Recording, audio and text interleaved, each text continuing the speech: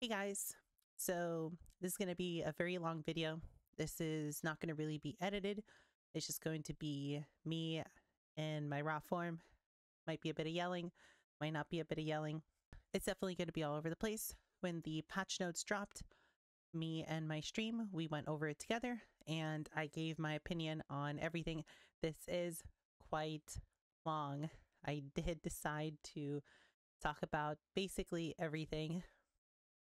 So if you want to know what my personal opinion is on any of the changes, you're more than free to, skim around, see what I have to say if you're interested in it. And if you do want a TLDR, of the patch notes, tomorrow I will post a quick 10-15 minute video highlighting everything that I think is worth talking about and that is interesting. Otherwise, enjoy, and I'll see you in the next video. All right, team. So the patch notes. Let's start. So we have the Kalandra Challenge League. This is all just like TLDR on it, right? Yeah. So new economy. You travel to Mirrored Lake that granted Kalandra her own powers of reflection. Her lake itself is the power to reflect entire encounters otherwise elsewhere in Raycraft. As you explore the lake, these reflections emerge from the mirrored surface. Spatially, you occasionally encounter set columns protruding from the ground. Right, so we saw all this in the reveal. Honestly, I'm excited about the season. I really like it that you can trade the finished products if you don't want to run them yourself. And you could buy them if you just want to run them. I like that you have the opportunity to just sit here and farm the system if it's something you really enjoy. And I like that it's not gated, like for example Incursion was, for example, right, where you only were able to do it like every 10ish maps or so, or maybe a bit faster. I forgot how often you did Incursions, but you just spam 200 of these if you want a day. Some of the rewards from it are also pretty interesting, right? You'll be able to mirror your items and it can give you like inverse stats. One of the things that I saw that was really cool, if we can find it up here quickly, is it going to show it here? Yes. So look at this ring. It has negative fire resistance. So in the video, they showed off a ring with negative lightning resistance. I'm not sure how many people picked up on it, but that ring is insane, right? Doriani prototype builds wants to get to negative 200% lightning resistance, right? It was capped at that when Scourge came out because there's a lot of ways to get negative lightning resistance. But currently, the only way to realistically stack negative lightning resistance on a Doriani prototype build is to just put like 20 threads of hope into your build. So what you could do now instead is you can get some of these, since the stats, when they get messed with, right, either positively or negatively, they get increased. So here, for example, we have, a showcase of where we can get at least 74 lightning resistance. You slap on 2 of these, you slap on an amulet, since you'll be able to get amulets like this, and now you're suddenly down negative 200% lightning resistance, which you don't have to fit in like 20 threads of hope in anymore to achieve. So I think that, oh, here's an example, negative 92% lightning resistance. And I presumably expect that you'll be able to catalyst these before you put them in the mirror machine. And I would assume that they work negatively too. So if you had 20% resistances on this, it'd be 20% more negative. So I think that's pretty cool. I think this is a really big buff to Doriani's prototype builds. Ali give Wrangler wings. You just have to watch for 40 minutes, Linny. Simple. What else do we have here?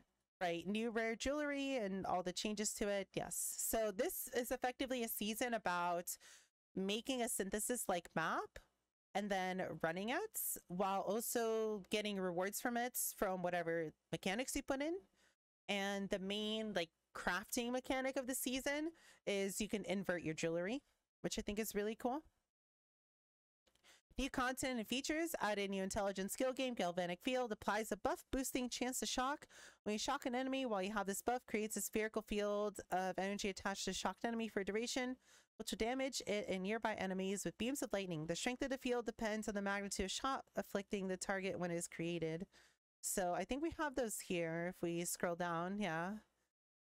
So let's see. So this can't shock, so you have to shock something. So I don't really like these skills, like the new skills that they showed off, because they're all combo skills, right? They want you to do something before you use the skill, which basically if the skill's not overpowered, it doesn't feel good to play.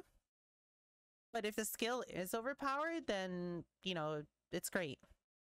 So for this, you'd want to inflict shock somehow.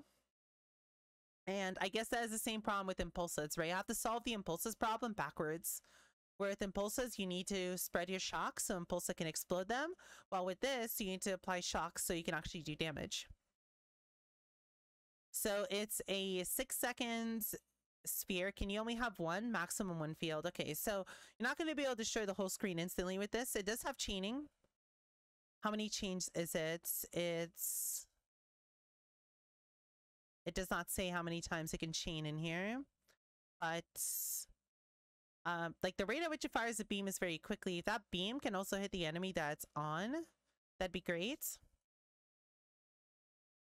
Can target each enemy once every 0.7 seconds. Okay, so I guess that answers that question. Deals 10% more damage with hits and per 5% shock effect on enemy when created. So you want to stack shock. And then the radius also is increased by 5 shock effect. Okay, so yeah, I mean it's interesting, but I think it's gonna be a bit too gimmicky. I think I'd rather let other people test this. We also just look at all the gems here while we're here. So lightning conduit. Lightning strikes all shocked enemies around a target location. They remove shock from those enemies. Shocks cannot expire on enemies in range while casting the spell. Cannot be supported by spell cascade or unleash. That's kind of lame. So it just has, wow, that's really high base damage even at level 1. The spell's cast time is added to its cooldown if triggered. Aw, that's lame. So, I mean, okay, cool. So you want to actually get cast time if you want to play a castable channeling or cast on crit build, but I think it's going to be a bit too hard. Evaluating these skills, shock has been changed. Maximum shock is now additive with other maximum shock.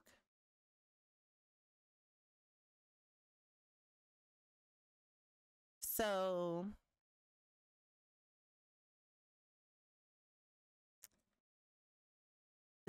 what does that mean exactly? I'm not following.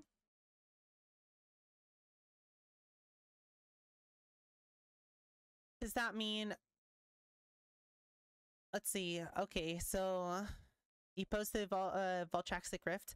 Voltraxic Rift bow now has hits with this enemy, with this weapon. Shock enemies as though dealing 300% more damage.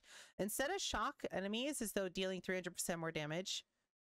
Okay, sure. So you have to hits. And now also has plus 40% to maximum effective shock. Instead of your shocks can increase damage taken up to maximum. Exchange effects existing. Okay, so this means that instead of having a 50% shock and then scaling the shock effect to make that 50% shock effectively do double damage instead of just 50%, you now would have 100% shock instead. Your shocks can increase damage taken up to maximum effective 40%. Okay, so I see what you mean. So instead of shocks, you know, going up to 50% or being increased up to 60%, and then increasing the effects to make each percentage give you more damage, there is no more effect. So 1% is always just 1%, but you can stack as much as you want. So you can have 100% shocks, you can have 200% shocks now.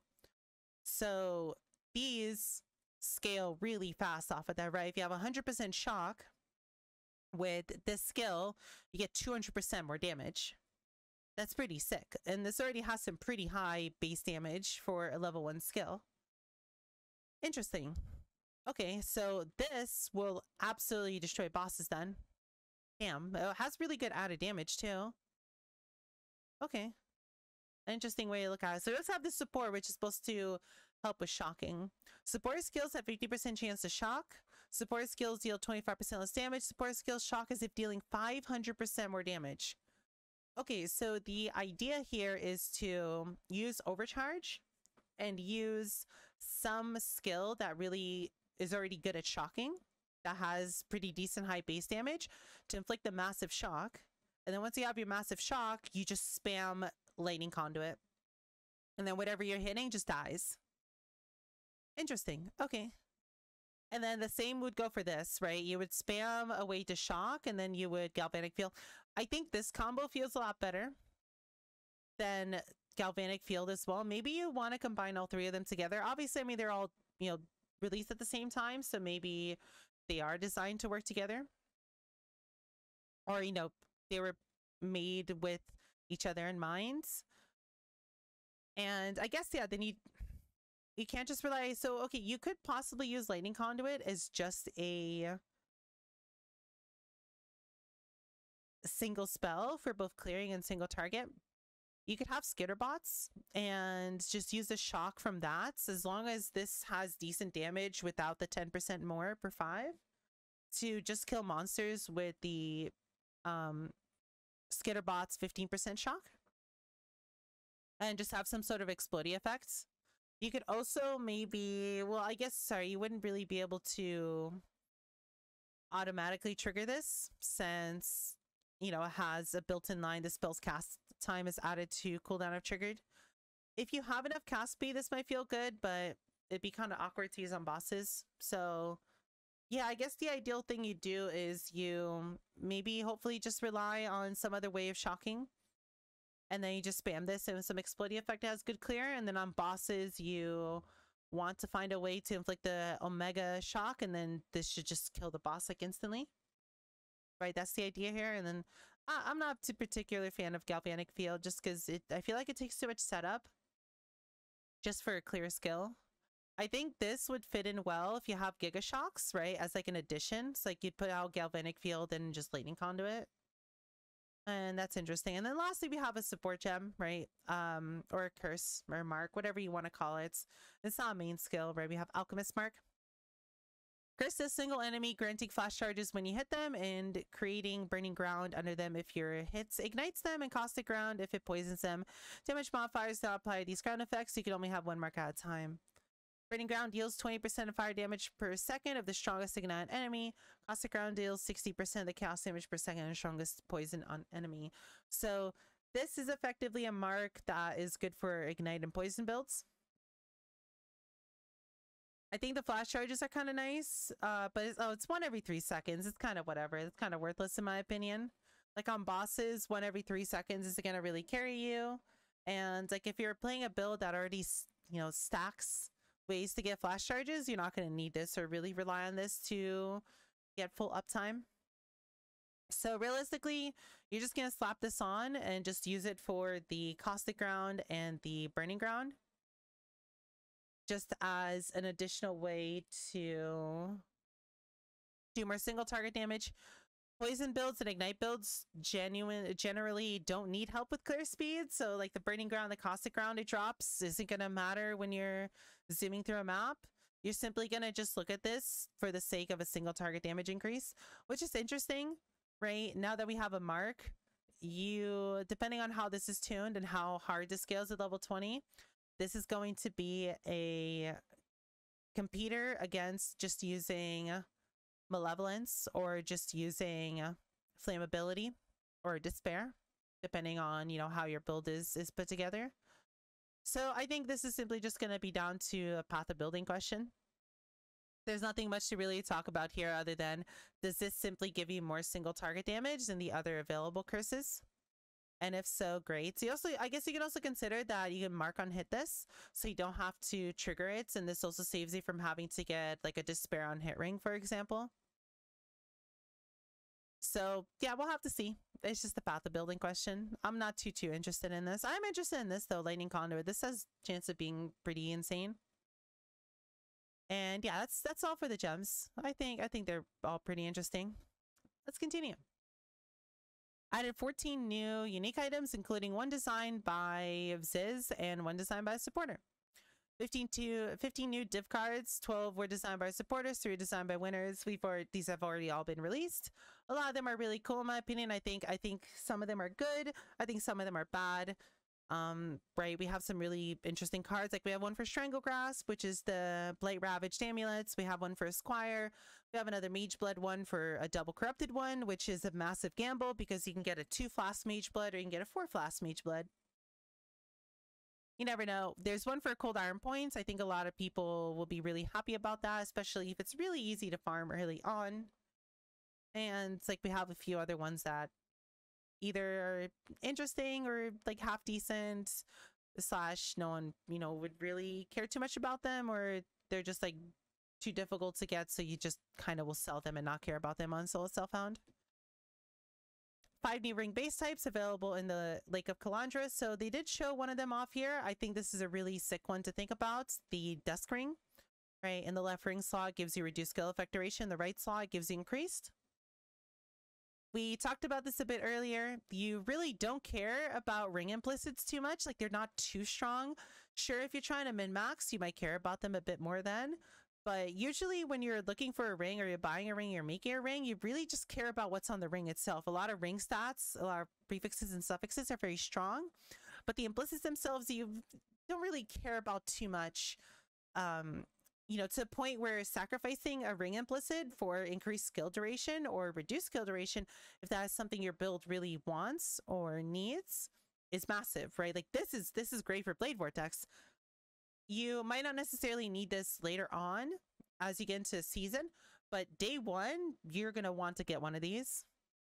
These are absolutely amazing for Blade Vortex, which struggles to have enough skill effect duration.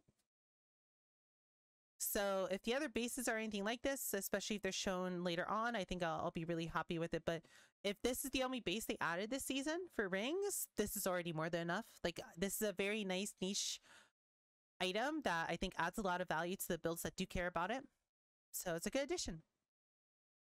Introduced Atlas Memories, a new core game mechanics and maps. You'll very rarely find a memory item which represents a set of memories that an NPC has about their past. Each successive map in the sequence gets more difficult and rewarding as the memory is intensified.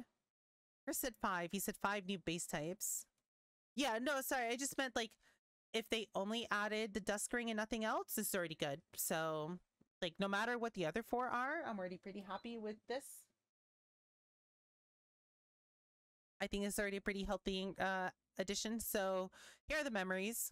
So you start it, right? You click on a map that you want to apply it to, and then it's going to randomly chain through a bunch of other maps. Chris did say that these can overlap. So for example, you can't block where you could put this one here. And then if you clicked one here, it would guarantee to follow this path, right? If you clicked one here, it could also just go through this one, right? So they can't intersect. So there's no, you know, degenerate blocking strategy that you could possibly do with these. You just slap them on, they go. And he said that these normally are going to tend to try and go for higher maps. So if you were to use it here, it might end up here, but it could also go down. But most of the time, he said they will go up.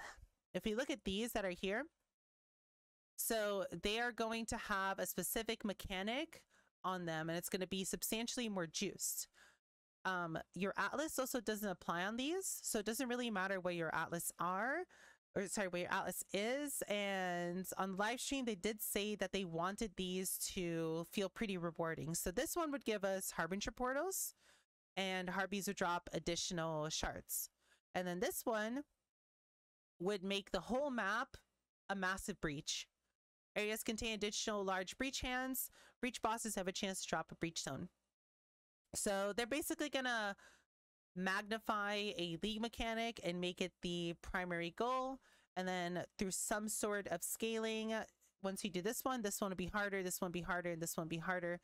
And we don't have any footage here of it, but you can apply these and then go to the NPC that is relevant for. So for example, this one is a Nico one. And then Nico will actually have the map. You don't need to supply the map yourself. You can chisel, you can alch the map, you can do whatever you'd like to it. You can also even add scarabs.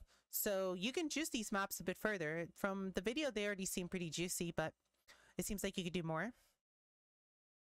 I think these will be a really good intermediary between Alk and Go and a super juiced up setup. I think you're going to probably do Alk and Go for a bit, then possibly just transition to running these full time once your Atlas is done.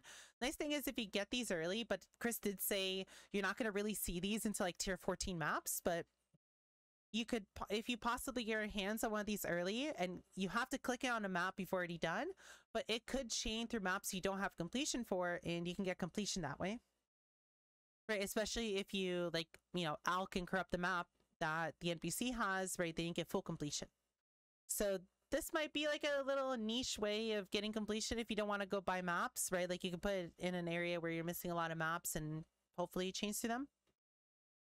And yeah, by the way they spoke about them, I think these are going to be a very good way for you to make some months before you do, you know, something ridiculous like Crimson Temples, if Crimson Temples are still good. Introduce extremely rare foil versions of Pinnacle unique items. These are functionally equivalent, just shiny. So there is a example somewhere in here. Where is it? Right here. Fancy Hands the High Templar. Imagine how cool it'd be to have like a perfect pair of Hands the High Templar for your build, and then it's foiled, right? It just looks cool. Doesn't really do much. That's nice, I guess. That foils are back. Trial Master has returned. This is a really very Poggy's addition. Boss fight can be accessed through newly introduced Tower of Ordeal's unique map. So the map is going to have Ultimatum modifiers on it, so those are back as well. They did say that they want to add Ultimatum itself back eventually, but for now we're just getting Trial Master along with all the uniques, which means Hateforge is back, which is very nice. What they said about these is that you will have to do Vol related maps and you will get pieces, and then you can combine the pieces just like how you combine a Harbinger item in your inventory to make the full map. I'm assuming each of the piece, right, there's 5 pieces here. I'm not sure if it's always 5 or not, but I'm going to assume the pieces themselves have modifiers on them, so you get to choose which modifiers you put together when you fight the Trial Master. At least I hope it works that way. If so, that's pretty nice, because then you kind of get to make your own boss, kind of like Metamorph, except, you know, an actual boss fight. And it'll be interesting to see if some of these modifiers or if some of these like give you increased drop rate. So for example, if you do like Treacherous Auras, which was a very dangerous one if you're playing with an Aura bot, for example, or like reduced limited flask. Funny enough, both of them are in here. If that'll give you like higher chance at uniques, or if it doesn't matter and you simply just want to get 5 that are easy for you or you don't really care about for your build. Introduce Reflective Oil, which can be used to anoint merit items. Chris did say that this is about the rarity of Corrupted Oil. Now, Corrupted Oil is kind of rare, but that could be just because no one really runs Corrupted Blighted maps, and because that we don't see many Corrupted Oils, but there's not really too many Corrupted Oils, but these should be a lot more common simply because you can get them from any Blighted map. It doesn't have to be corrupted or anything special be done to it. So we'll see. Hopefully there's a really big supply of this, especially since we're going to have a lot of mirrored jewelry to anoint this season. When buying items from a vendor or using a crafting bench, currency items are now taken from your Courageous inventory and any stash tabs you have open in the current instance, followed by the first of your stash tab with currency affinity set, your currency stash tab, your leftmost non-specialized stash tab. Does this make, is this?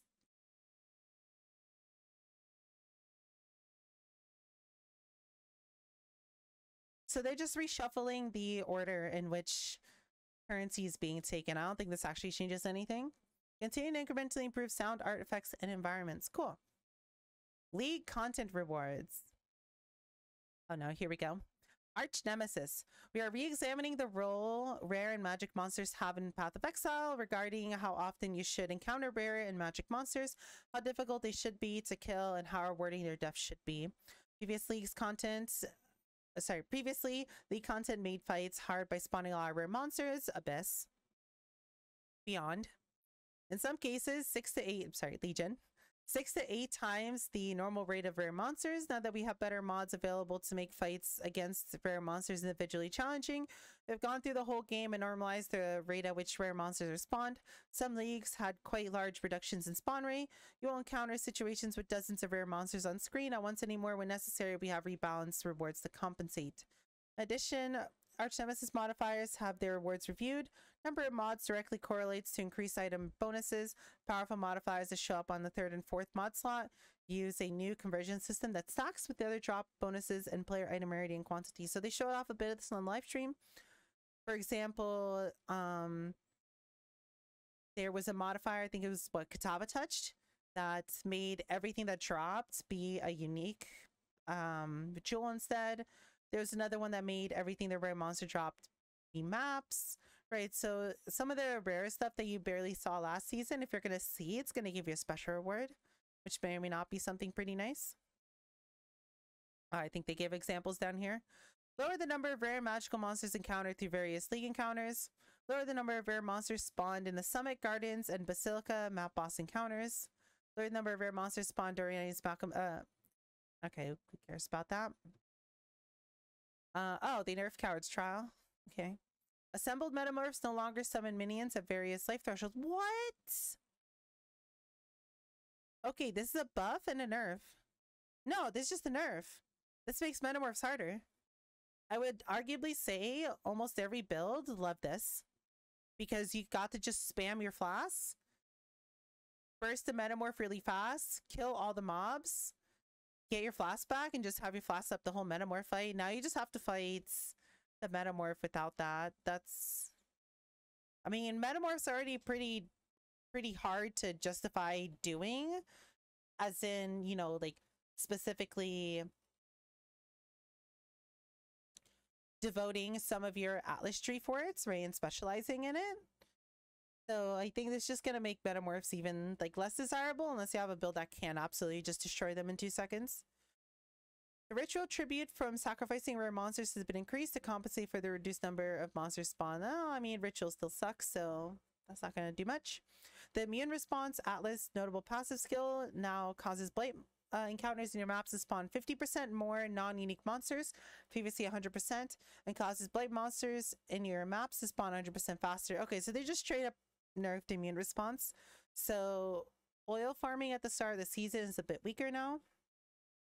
Super juice mapping is also a bit weaker now, since you used to use this as a form of juicing, right? The blight would spawn thousands and thousands of mobs and add like 20-30% more mobs to your map. Abyssal Army node now causes abysses in your maps to spawn 50%. Damn, but that's a big nerf. That is a absolutely massive nerf. Okay, so these 2 things alone are quite a big hit to like really juice mapping late into the season, since this is these 2 nodes alone were a pretty massive were a pretty massive count of monsters on their own. Unspeakable Offense Atlas passive no longer causes harbingers in your map to summon 60% more minions. Lame. Harbies were already like pretty meh. This is nice because it just made the harbingers faster. Kind of sucks that they're now slower. I mean, it's not the CDR, but the 60% more minions also just made it faster. Flash Breach? No, don't touch Flash Breach. As the breaches in your maps have 20% increased AoE, previously 30%, and 20% increased monster. Okay, so they just nerfed Flash Breach too. They're just nerfing everything that has density. That's kind of lame. Why? Like, don't touch this shit. This shit was fun. But okay, sure. We just nerfed endgame mapping for no reason. During the campaign, rare monsters you encounter will only have 1 or 2 modifiers. Guess it's something. In maps, you'll stop encountering rare monsters 1 modifier, and you'll previously encounter rare monsters with 2 or 3 modifiers. Also possible to encounter rare encounters with 4. Some of the more powerful encounter modifiers, they use a special reward conversion system. For example, if you defeat a monster with a corruptor mod, it drops items corrupted. Slayer's Touch converts drops into maps. Katava will have the rarity of its drops upgraded 1 tier, so magic becomes rare and very unique. If you're lucky, you'll find conversion modifiers on both 3rd and 4th mod.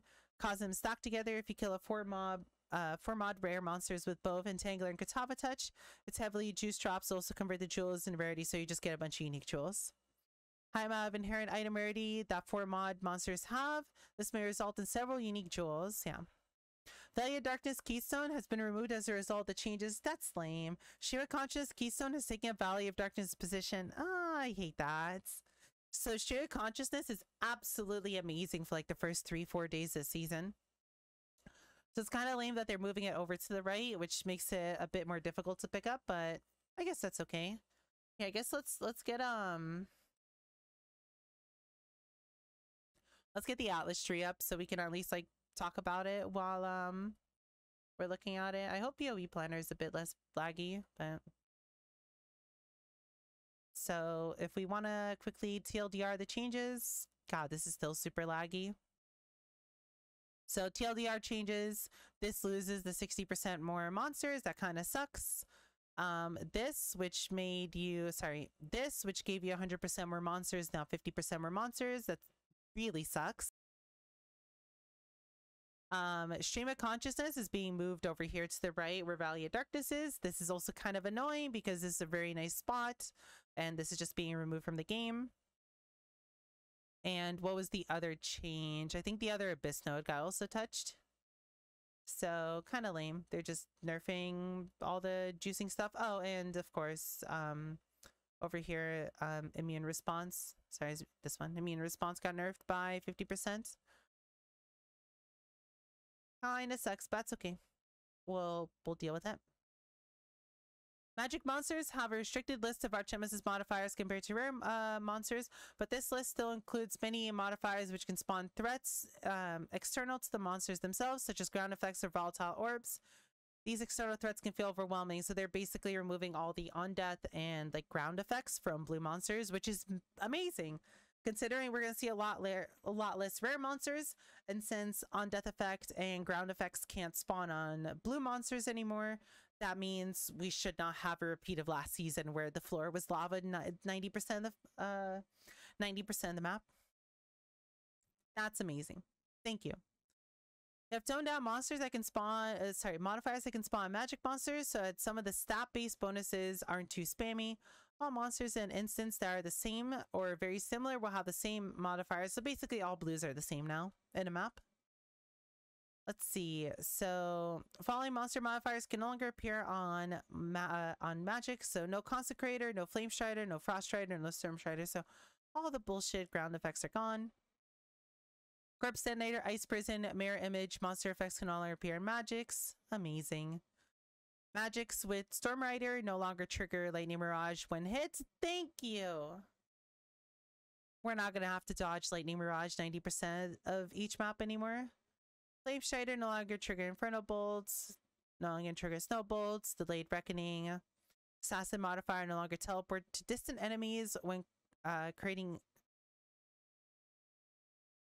This is a headhunter buff. Oh wait, magic. Sorry, magic specifically. I was gonna say, it's a headhunter buff. You don't get teleported around by assassin anymore. Nope, does not matter. The following Archnemesis modifiers have been renamed to make their function slightly more clear in their name. Evocationist, Prismatic, okay, sure.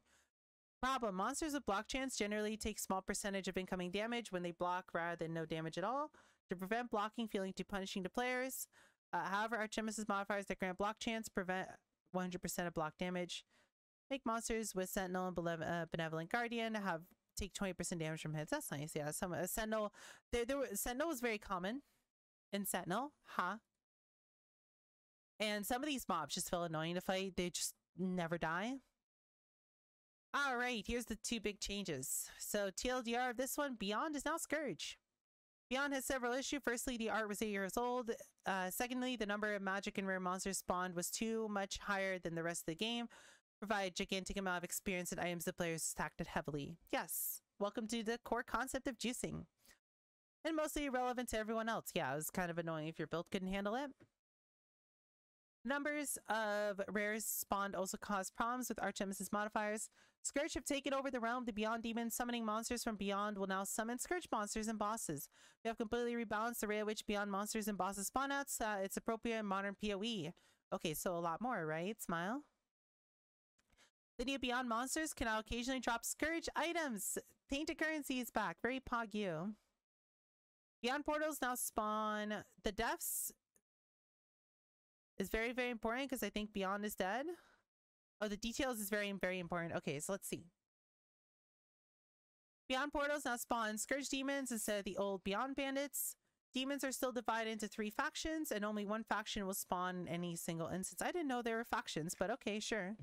Today we have learned how Beyond works.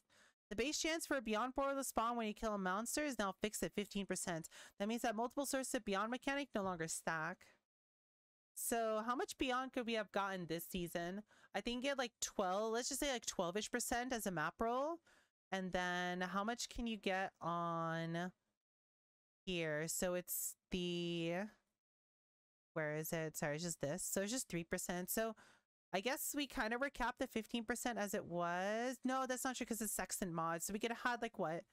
20. Your numbers are 26 or 38. Okay, so we could have had 26 to 38. Okay, so this massively reduces the amount of, well, Scourge that you're going to see. I'm just going to call it Scourge now because it's effectively just Scourge. I'm not going to really call it Beyond anymore. Okay, so no longer want to stack Beyond. Spawning a Beyond boss no longer requires killing many Beyond demons close together. Instead, once a substantial number of Beyond demons have spawned in the instance, each pack spawn grants a stacking chance for the next pack to be replaced by the boss. Only 1 Beyond boss can spawn per instance. Okay, so divine farming is dead. I'm not sure if they're going to even keep the Sextant, but if they are, it's going to basically be useless if it's off of unique monsters, since you're going to see very little of them. I think the only way you're still going to be able to divine farm is with Rogue Exiles, since Rogue Exiles are unique enemies. So if there's a way to get a lot of Rogue Exiles, which Chris Wilson actually talked about, the Rogue Exile version of these, he said like he went and playtested one of them and had something like 100 Rogue Exiles in it. So if that's true, then we can still use the unique monsters drop corrupted items with Rogue Exiles to wrong. No, we can't do that. Why is that? No. Is it, am I forgetting what the Sextant reads? Okay. Recipe changes? Oh, is the Sextant just gone? Oh, right, recipe changes. Right. Sorry, yes. A big portion of all this is selling a 6-link now gives you 20 fusings instead of a divine. So, yeah, kind of dead. And especially with Scourge currency coming back, there's going to be basically no reason to use fusings anymore. Fusings are already pretty fucking cheap, especially because we now have like stacked currency that drops together. So you get a lot of fusings. So yeah, it's kind of dead. Unfortunate. But yeah, 1 boss per instance. Once a boss is spawned, Beyond portals will no longer spawn. What? Oh, so if you get super unlucky and spawn a Scourge boss on like your first pack, Scourge is just that's it. You don't have Beyond for the rest of the map. That is actually awful. Okay. Beyond demons will, well, let's hope the Titan currency is worth a lot because it's kind of rare, right? Especially fusings. But yeah, okay, so everything can drop currency items. Beyond bosses are guaranteed to drop. Okay, so just like in Scourge. Adjustments have been made to the outcome odds of, oh.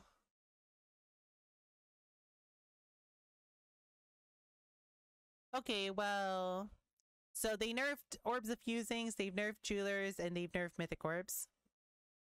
So spamming like 20 Taint fusings is probably not going to be the best way to get a 6-link anymore. That's fucking lame. All Taint currency items are now dedicated slots in the exotic section. Okay. Sextant modifiers that grant Beyond portal spawn chance now grant increased Beyond monster pack size instead of a chance for a Beyond.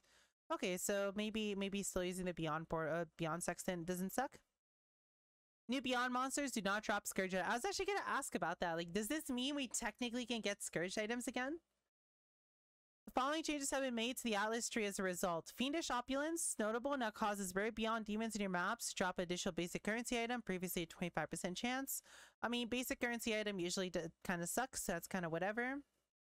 You, in most like min-max trees, you actually just really didn't even bother coming down here. You like opted to go for like immune response instead. So that's kind of whatever. The 3 small nodes power that grant 8% increase. Right, sorry, you also just picked up the quant. Yeah, you just picked up the quants. 5% increased quant of taking currency. So like if taking currency is still kind of decent and people want it, then I guess it's still okay. Scent of Blood notable, no longer grant slaying monsters, says 3% chance. Now 10% chance for your maps to track beyond demons. Huh. That's, I mean, okay. Okay, sure, beyond might be dead. But honestly, just coming here and like you're gonna be here anyway if you're farming Ickies, just picking up Scent of Blood on its own for almost like full effects, I think that's worth it. Like I think this is just a bunch of free shit in your maps. So it's kind of lame that like once the boss spawns, that's it. The thing is dead, but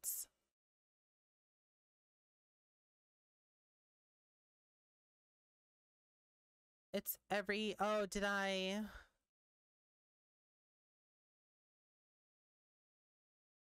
Oh, it's 10% chance for your maps to attract beyond.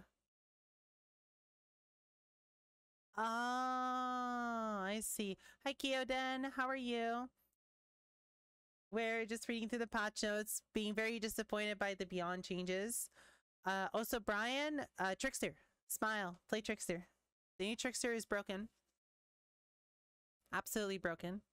Separation stand. Yeah, so I understand. Okay, so this is. Yeah, I mean, I think you still take it. Like it's not far off from where you're pathing generally anyway, so like that's okay. Torn Veil no longer grants 1 less portal to spawn powerful demons.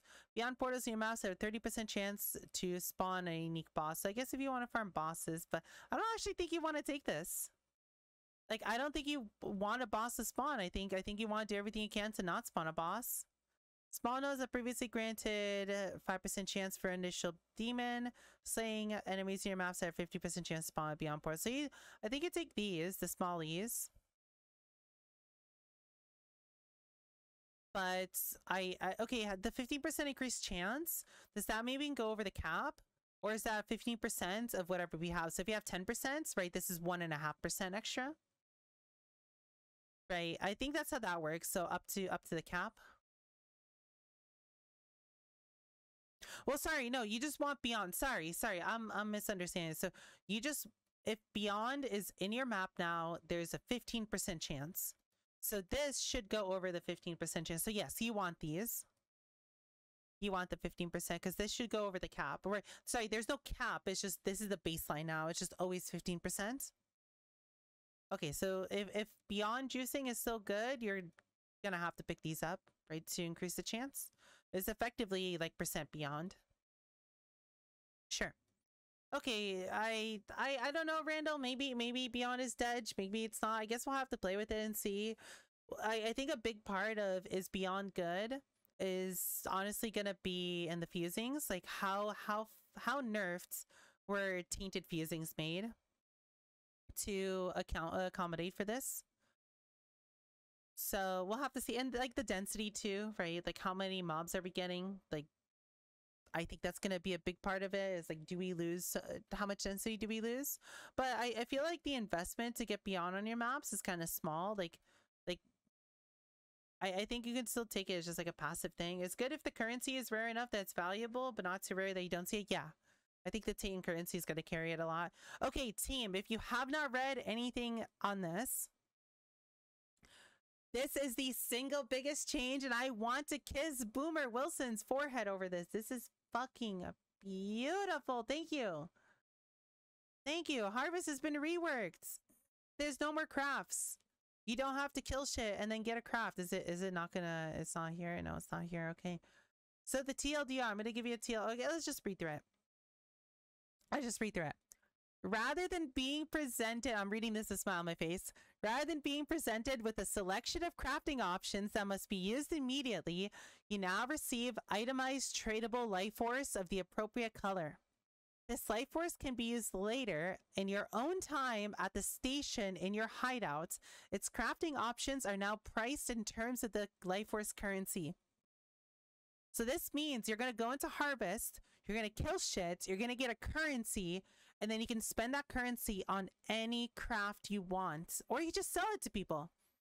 And then if someone is sitting there trying to spam reroll life, they can buy your life force and do 300 reroll lives if they want to. Or if you don't care about crafting anything with harvest, you can simply do the harvest for the currency to sell to other people. Let's see, looking.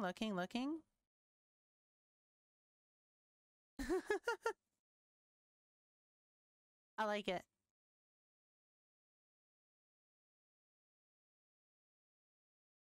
I like it.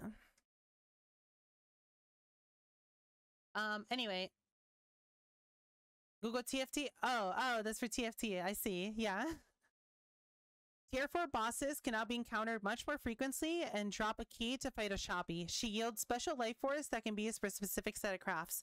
So Augie's and like all the Poggy stuff is tied to a Shabi now, which makes a Shabi farming worth it. The people who are going to want to do super high-end crafting are going to need the life force from a Shabi. So you're going to want to farm a Shabi.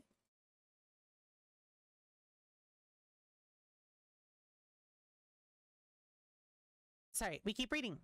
We have rebalanced all harvest crafts for the new system, and I've removed a bunch of filler crafts with and ones with deterministic outcomes that were incredibly RNG gated before. Some crafts that provided access to exclusive content, like special offerings of the goddess, have been removed because these items can now be found in more appropriate locations. So specifically for offerings, they said these now come from labs.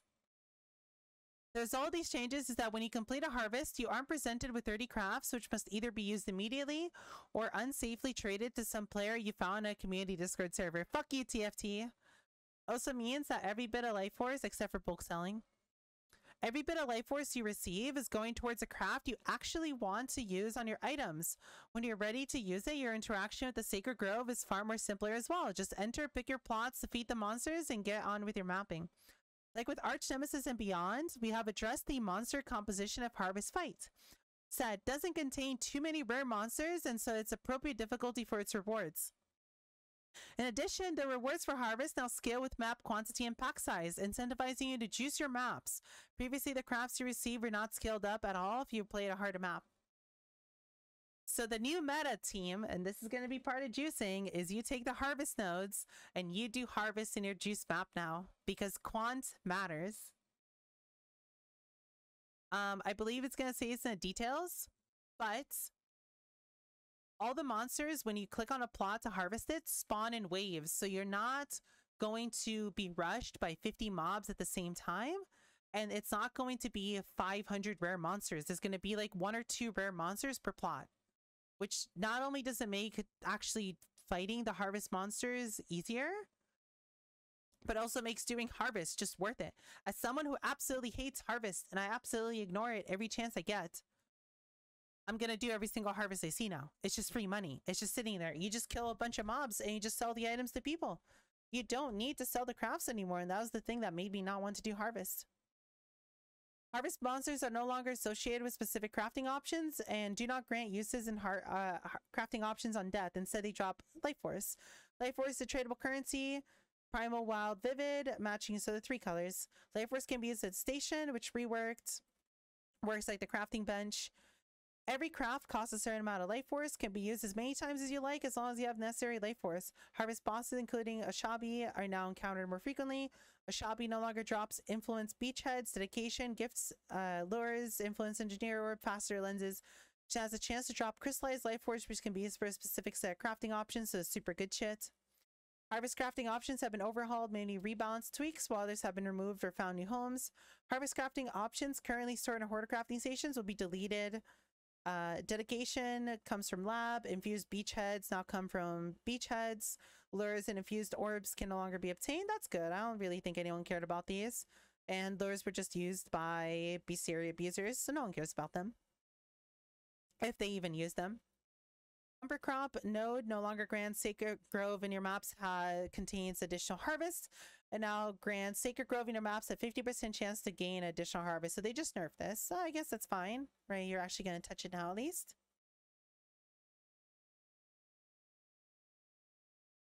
Sorry, one sec. What else? Sorry. So let's look at them. Just because I don't know the harvest nodes myself, so I want to internalize which ones those are.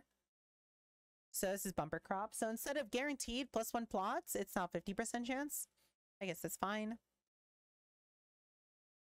Heart of the Grove, notable, no longer grants harvest bosses in your maps, always drop blossom. Now grants harvest crops in your maps have 60% chance to contain a tier 4 plant. So instead of bosses always getting, not only are bosses more common, but this is going to make them even more common. And this is basically just baked in, right? The drop a sacred blossom. From the wording up here, it seems like a harvest boss is going to always drop a sacred blossom. So it's just the direct buff. Battle Harvest notable now grants harvested plots to your maps 10% chance to spawn additional monster, previously 50%.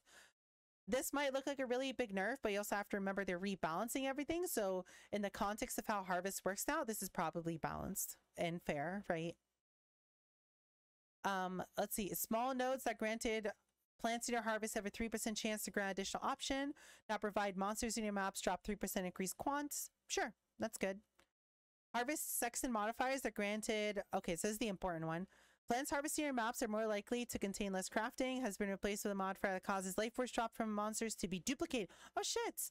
Yes, that's a very good one. Double life force is very, very good. Especially if this applies to Shabby.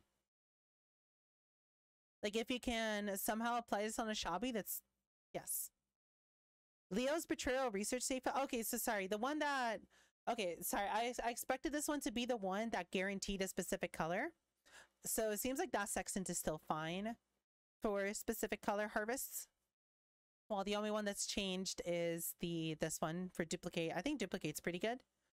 So, okay, 90% that group play doesn't, that group doesn't play. And as a proximity, I'm unsure if I play. Maybe be trader for other friend group, but league just looks kind of mid for 6-man. I would agree. This league does kind of, I mean, it seems really cool. It's just like they're nerfing a lot of the juicing stuff, which does make 6-man look a bit weaker or less fun. Can't imagine playing PoE with more than like 1 or 2 people. 6-man sounds like a dumpster fire. Well, yeah, realistically, the current meta for playing 6-man is you need to have G-Force now to not get 1 FPS the whole time. Like, it's fun playing with friends, but the actual gameplay itself is not very fun. It's just 1 FPS gameplay. Or very close to it, right? Unless you're paying a subscription service to not have frame rate problems. No, Beyond seems no fun. Yeah, I guess we'll have to see how the Beyond changes like actually play out. I'm trying to be optimistic about them. I'm really happy about this. Like, I think I want to include Harvest into my original farming strategy. I think that looks very poggies on its own. Anyway, let's continue.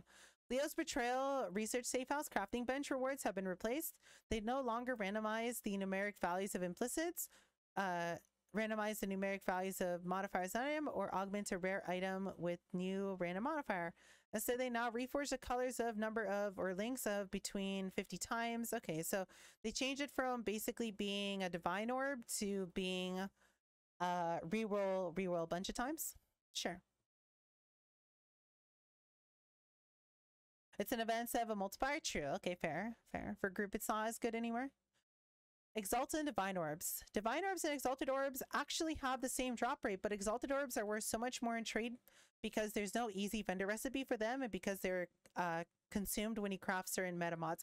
I don't think this has anything to do with it. I simply think the acquisition rate of Exalted is the only thing that matters.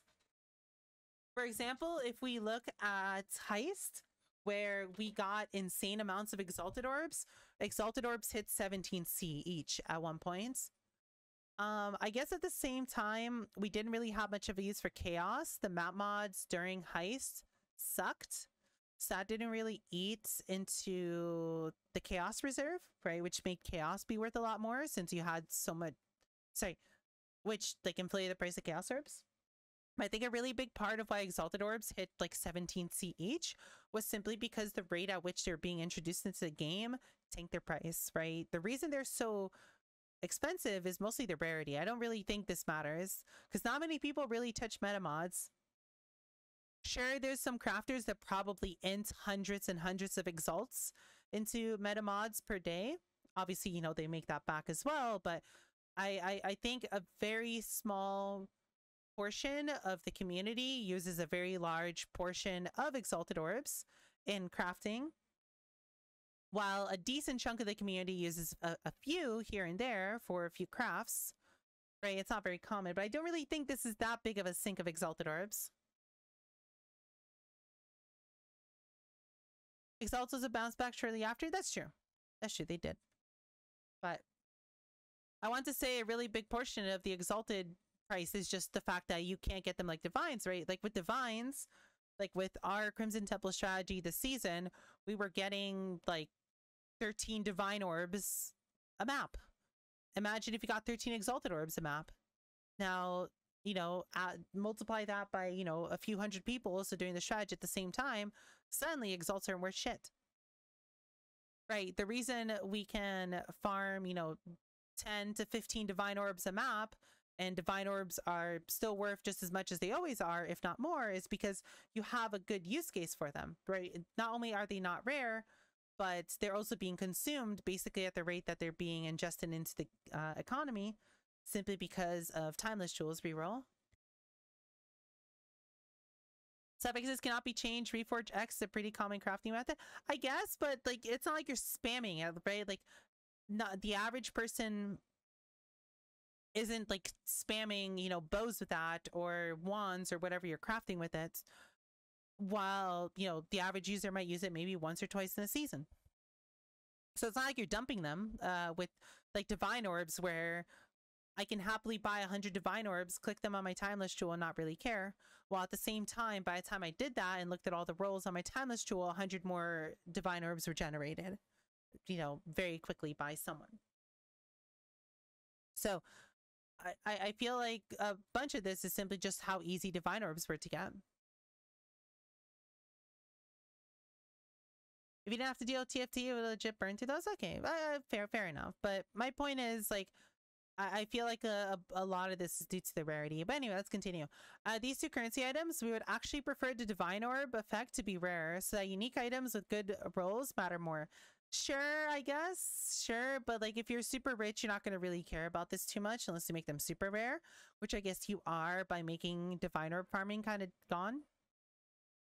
So that players can exalt craft their items more frequently. Would this really make exalts cheaper if divines are more expensive? I don't think so. I think people are still probably going to use exalts as de facto, you know, $100 bill of PoE, and I think divine orbs are just going to be expensive. I think that's all it's going to come down to. I don't think it's going to actually make divine orbs be like the currency people trade in. I really prefer it to not be a mix. I don't hope we start trading in both because that's going to be a fucking mess. Right, let's say I want to buy an item and this guy wants 2.5 divine orbs rather than 2.5 exalt. Let's say, you know, divines and exalts are worth exactly the same price. Right, if we start trading in both, it's going to be a mess when someone wants 2.5 divine orbs, but I don't have divine orbs, I have exalted orbs, and he doesn't want to take my exalted orbs because he wants divine orbs. Right, I hope it doesn't come down to that. I don't think it will, but if it does, it's going to feel like shit. Because you know you're going to have that one item that you want, and then the guy who's selling it is going to be an asshole about it and not want to trade you in whatever you're trading in. Giving people exalts and chaos and you can't stop me too. But I really hope this doesn't make it so we trade in both. I really hope people realize how fucked up trading, like trading already sucks to do. That would just make trading like 20 times more infuriating. So I really hope people realize in their heads that we should stick to Exalted Orbs and have some sort of standard. Because the standard is at least making trading not feel annoying as fuck. Like, one big example of this being a headache is this season with compass rolling being really popular. A lot of people who rolled compasses would put some of them up for Awaken Orbs instead of Chaos Orbs.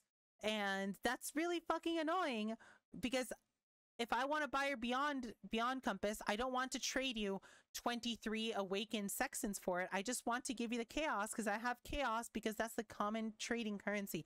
I don't just have 30-something Awakened Sextants sitting around, right? So that's a good example of, it's really shit when we don't have a standard for trading and people start using different currencies as a way to trade. It makes the game annoying and frustrating.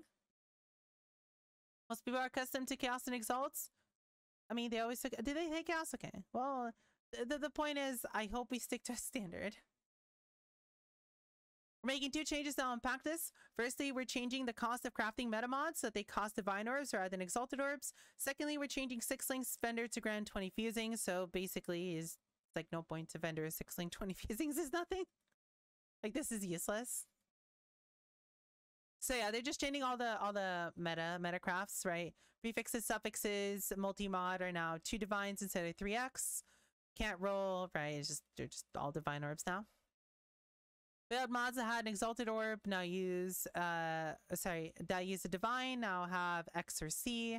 Divine Orbs sold by Trujan are now, or found as a ritual, now have the same cost as Exalted Orbs. Height trinket modifiers that provide regals into Divines, so this is just made the same as Exalted. Heist trinkets that provides chance for chaos, so they're just changing the trinkets to be exactly the same as X trinkets. Drop rate for Forbidden Shaco, Judging Voices, Venter's Gamble, and the risk have been increased. Fair enough, because these are items that you literally want to spam Divine on. So it makes sense that you're... Wow, getting a perfect Shaco is gonna suck now. This has massively spiked the price of a Ice Bite Shaco. Holy shit. This isn't gonna really matter too much for Timeless Jewel, simply because we have basically cracked the code on Timeless Jewels, and I think people are going to be shopping by numbers rather than buying one and spamming divining it themselves. I think people who are going to spam Divine Timeless are simply going to try and hope to get a GG number that is already known. But I think the most ways we're going to trade Timeless now, if we want something specific other than, you know, the Keystone. Obviously, we're going to shop for the Keystone if we want a specific Keystone, or if we want a specific effect, we're going to shop by seeds since, you know, we've cracked the code and, you know, well, look, find Timeless Jewel. Put literally exactly what you want, done. Look for the numbers. So, you know, I think that's not going to really impact that too much. But yeah, this is going to, an Ice Bite Shaco is going to cost 10 arms, 5 legs, 2 children, and 3 kidneys. My God. Okay. Bestiary recipe that rerolls numeric values on all modifiers of rares has been changed. Now transforms a gilded into a way. Oh. I'm okay with this. I don't think anyone went and it was like, oh, I have a free divine in my bestiary, or, you know, people don't even pay attention to it. This is pretty fucking good. You take whatever whatever wing scarab's worth the most, buy a gilded of it, boom, you just made 30C. That's a good change. Sure. Make bestiary slightly more profitable. Selling Ren, obviously, 20 fusings. Rebalance of unique items. Here we go, team. It took us an hour to get through the fluff. We're only maybe a third of the way through the patch notes, but here we go. The important part. We just go in order. Problem. Oh no, problem solution. Okay, there's a lot. Yeah. We're going to be here for a while. Many of PoE's unique items are shit. Yes. Solution. We're making them not shit. They're also going to make them, they're making all uniques more rare, but they're also trying to make the average unique more powerful. So when you get a unique while you're leveling, it's going to feel really poggies. but then they're also going to try to make them viable for early mapping. They're going to make them viable for mid mapping, and in some cases I'm sure some of these uniques are going to be new best in slots. If not, they were already if they weren't already the best in slot, they're going to be even more best in slot for whatever build they were good for, right? They've already shown off like 20, sorry, it's not 20, like 10 something uniques, and a lot of them were pretty interesting, a lot of them were pretty powerful. So I think the case here is going to be a lot of these are going to be very poggies. You think divines will exist in harvest? I didn't see them explicitly being removed. I think they mentioned in the live stream that yes, those are going away. Ah, here we go, team. Beautiful changes. Look at this. I really hope there's something interesting in here that's going to give us something like fun. Like give me a cool build to care about. Cheap construction, replica cheap construction, Sitis Needle, a glitter disc, that's a unique. Izara's Dilemma, Izara's Turmoil, Rotting Legion, Spire the First Clarinet, I'm gonna call it Clarinet. The Pomegranate and Viper Scales and Word Carver no longer drop. Okay, bye. Unless specifically stated otherwise, a Divine Orb should also be able to, okay.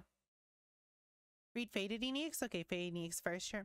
Problem, when Prophecy was removed from the game, some Faded Unique items were discontinued or merged with their normal version, and the remainder removed to occasionally drop from map bosses. However, this drop method was always intended to be a temporary measure. Original plan was to develop a new method for making Faded Unique items to properly replace Prophecy. However, with the second round of Faded Uniques merged with their base versions by the changes listed above, it became clear that these were not enough. There were not enough remaining Faded Unique items to support such a system, or instead just disabling Faded Unique items from dropping. So, Faded Unique items can only be acquired as special modifiers, and some Faded Uniques have been moved to the base version of that unique. Okay, cool. And these have been disabled while they're turning into something else. Out of vendor recipe for Chimera's Avarice. Cool.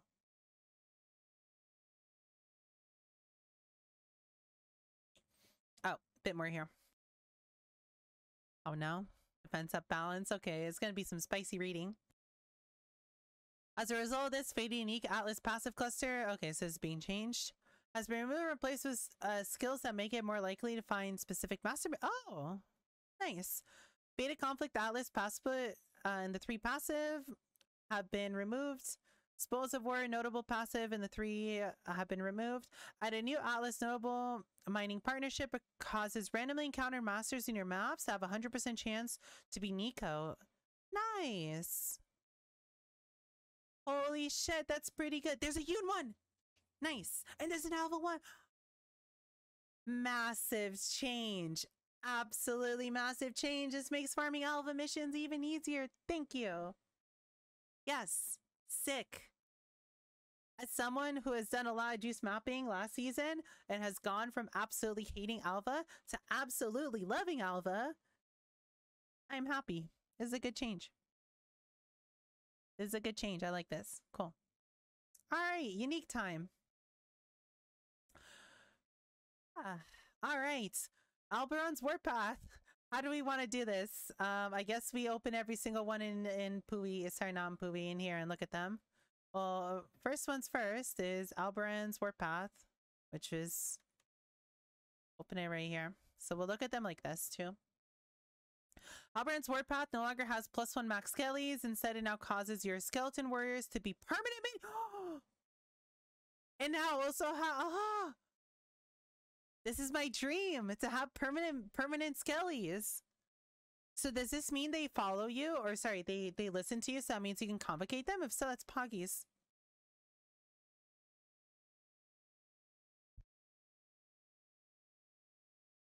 Sorry, I had to drink some water. That's a cool change. Sick. Okay, too bad minions got dicked down, but that's a cool change. Permanent skellies. Alethropy unique gloves no longer grant 20-30% increased damage over time, and now satin gloves. So they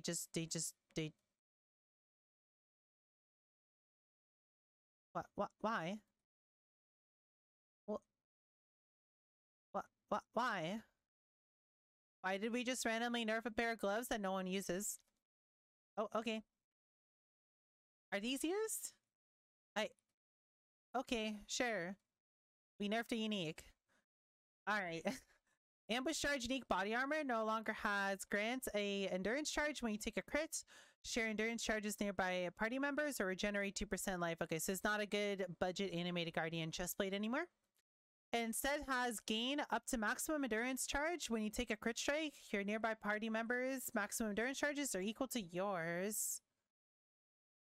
Okay, so this doesn't give you free endurance charges anymore as a budget animated guardian setup, and then the regen being gone sucks. So this chestplate has basically gone from it sometimes was useful to this is now going to be permanent vendor loot. They actually just completely removed this unique from existence. So like I don't get what this change is for. This just basically removes this item from the game, but okay. It's a cool item to throw on a support in a 6-man. I guess. Sure, you can have an endurance bot now. But you have to take a crit. No, yeah, you just share max. And you have to get crit like this. I thought all these were going to be buffs. This is just like, okay, so a not very used item is already just worse. And a barely used pretty niche item is now just useless. You have Guardian gone here? No, okay, true. But it's like, it's just like, okay, this had a niche use and now maybe 10 people are going to equip this, right, in party play. Like, there's not many 6-man groups compared to people who would use this on Animated Guardian. Anvil unique amulet now has 10 to 15% chance to block attack damage. So Anvil was pretty okay and like hardcore. Like it's a really nice hardcore tank amulet, but I don't really think adding increased block chance to it is really going to make this a worthwhile pick. It's slightly better in hardcore now, I guess, but like this doesn't really change much. Like getting block chance isn't very difficult. Like this is nice if you don't want to use a shield, I guess, but it's whatever. Apex Rage now poisons. What's nice? That's a good buff to Apex. So poisons you inflict deal damage 30-50% faster, previously 20. The problem with Apex is the mana cost. I did a Hex Blast build with Apex when Hex Blast first came out. I even have a character called Hex Blast Sucks GGG. And Apex, while it's really nice, or as a flat thing, the 40 mana when you use a skill sucks. Dealing with this is very, very, very difficult. Especially with especially with the 15% reservation efficiency of skills node just being completely removed from the game. This is going to make your mana budget be like even worse. So like it makes this even more difficult to use, right? You're going to have even less mana on average. But yeah, I mean, that's a nice buff, I guess. But Poison Wand is a bit, that's a bit, there's not really much support for that, but sure. The Urukutiki unique amulet no longer has regen 1% of life on low life. I mean, that wasn't very good anyway. You just kind of slap this on if you had, if you got it like in Act 1. Instead, it has gain elusive on reaching low life and phasing when reaching low life. Now has, wow, that's nice. I don't think you're going to be playing low life while leveling. You might with a new unique, honestly. Like, but this is not something you use on a first character. But I guess that's the point of a lot of these uniques. You're not going to use these on a first character. So this, but you need to hit low life. So I guess what you could do is if you're leveling an ES build, you could do a Petrified Blood meme where you reserve 49% of your life. So you are at 51 and then you just have life tap. So every time you attack, you immediately go below 50%, which gives you low life, which gives you elusive and phasing permanently while leveling. That's pretty strong, especially when low life leveling is now a thing. I'm not sure if I can find it here. Can we find it here? No, yes, here, this. Ghost Wraith. 150 max CS, 52 max life, 50% chaos resistance, 50% of max life converts to ES. So this lets you play as a ES build while leveling. So with this, low life leveling might actually be a thing. I don't, I mean, this is not gonna, sorry, if you have like, you know, infinite currency, you're just gonna level with Hollow Palm anyway. There was another unique that was buffed, Bitter Dream, which might make Hollow Palm not the de facto choice anymore. But either way, you're either gonna pick Bitter Dream leveling or Hollow Palm leveling. This honestly might be something, like if you can get a 5-link of this, it would be good for like a re-roll in like the first week or so where, you know, you don't have the, I guess, but then again, like doing Hollow Palm leveling costs like 2 exalted at most. Like if you want to do it on like a medium budget of making it super fast and easy. So if you can get, you know, a low life setup for cheap, then yeah, I think this unique is actually pretty nice. This is really good for level 1. It's a level 1 unique. Oh no, SNS mark, no. No longer provides increased cast speed. That's fine. You didn't use it for the cast speed anyway. Stun and block recovery. Good. That was useless. Well, the 5% movement speed sucks. It now has trigger socketed attack. Okay, so they just moved, they completely removed the other Asenaths and then just made only one Asenath. Sorry, they moved the faded effect onto the non-faded one, but it sucks that we lose the 5% attack speed or movement speed. And the spell damage is whatever. Again, you don't, like, you use this to trigger like a curse free automatically in a bull build. Ashcaller unique no longer has chance to ignite, increase burning damage, or fire damage over time multiplier. Good, because it was an SRS wand. A half decent Act 1 wand. Now has a 10% chance to cover enemies in Ash on hit. Nice. That's very good for SRS leveling on a 3-link. And adds a bunch of fire damage. Now has 25% chance to summon. What? 25% chance for level 10 instead of 10% for level 8. Damn. Nice. Have you figured out how your league start is going to go? So with the support. So I'm gonna ask the cutie one more time what she wants to do tonight. But if she doesn't want to do duo stuff, yeah, I'm gonna be playing with Brian or Prime Schnitzel. And we're gonna do duo stuff. We're gonna go like super degenerate hardcore. And Randall as well. Like if you want to join, I know you talked about like 6-man stuff, Randall, but I don't know if you have like your own plans. But like if you want to do stuff at the start of the season, Randall, you can, like, you're free to join us as well. We could do like a 3-man group. You know, for the cutie? Well, I guess it's more so of her choice. Like her thing currently PoE, she kind of burned herself out of PoE. Like she did everything she wanted to like experience. So she, you know, like if she's gonna play, she's gonna play a bit more casually. So we'll see. It's up to her, right? It's her decision if she wants to go super degenerate with me week 1 or if she just wants to. Plus the thing is she really loves Monster Hunter, and the Monster Hunter patch came out and like the WoW season started, so like she really wants to play Monster Hunter, right? I'm not gonna like force her to play PoE with me if she wants to like do her own thing. But yeah, I think she'll probably play a bit at the start, but I don't think she wants to go like super degen like I do. So we'll see. Wow, Brian, very toxic. But yeah, it's up to her. Anyway, nice. I like this Ash Collar buff. If you find this early on, you're playing SRS, you're just happy. Or just if you're playing like a fire, like even just like a fire build, this is not bad. Ashtrend unique body armor no longer causes socketed gems to be supported by level 10 fire damage or provide life. Now has increased fizz damage with range weapons. And okay, so like why? Removing like this chestplate fucking sucked. It still sucks. Why are you removing the life off of it?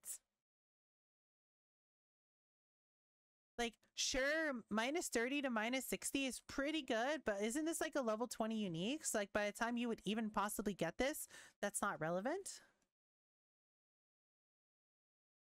Let's see. It's a level 17 unique. It's like by the time you get there, it's just like, it's like why? Why are you removing the life off of this? Like, if you left the life on there, I mean, this is a pretty significant amount of damage.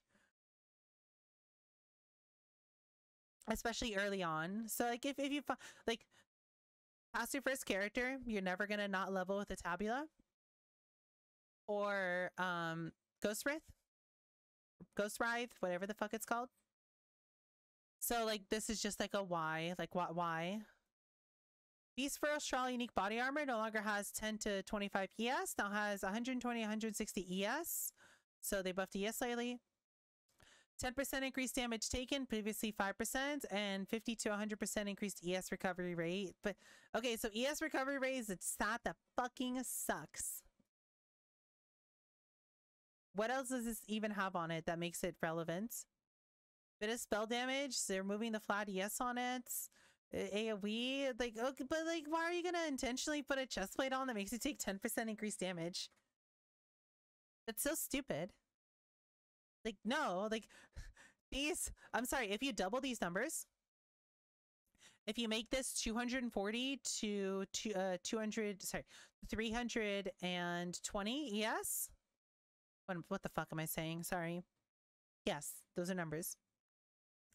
Then sure, maybe taking 10% increased damage would suffice, but like that is really difficult, especially for, first of all, the chestplate slot is a very, very competitive slot, and second of all, this is nowhere near good enough to equip. This item sucks.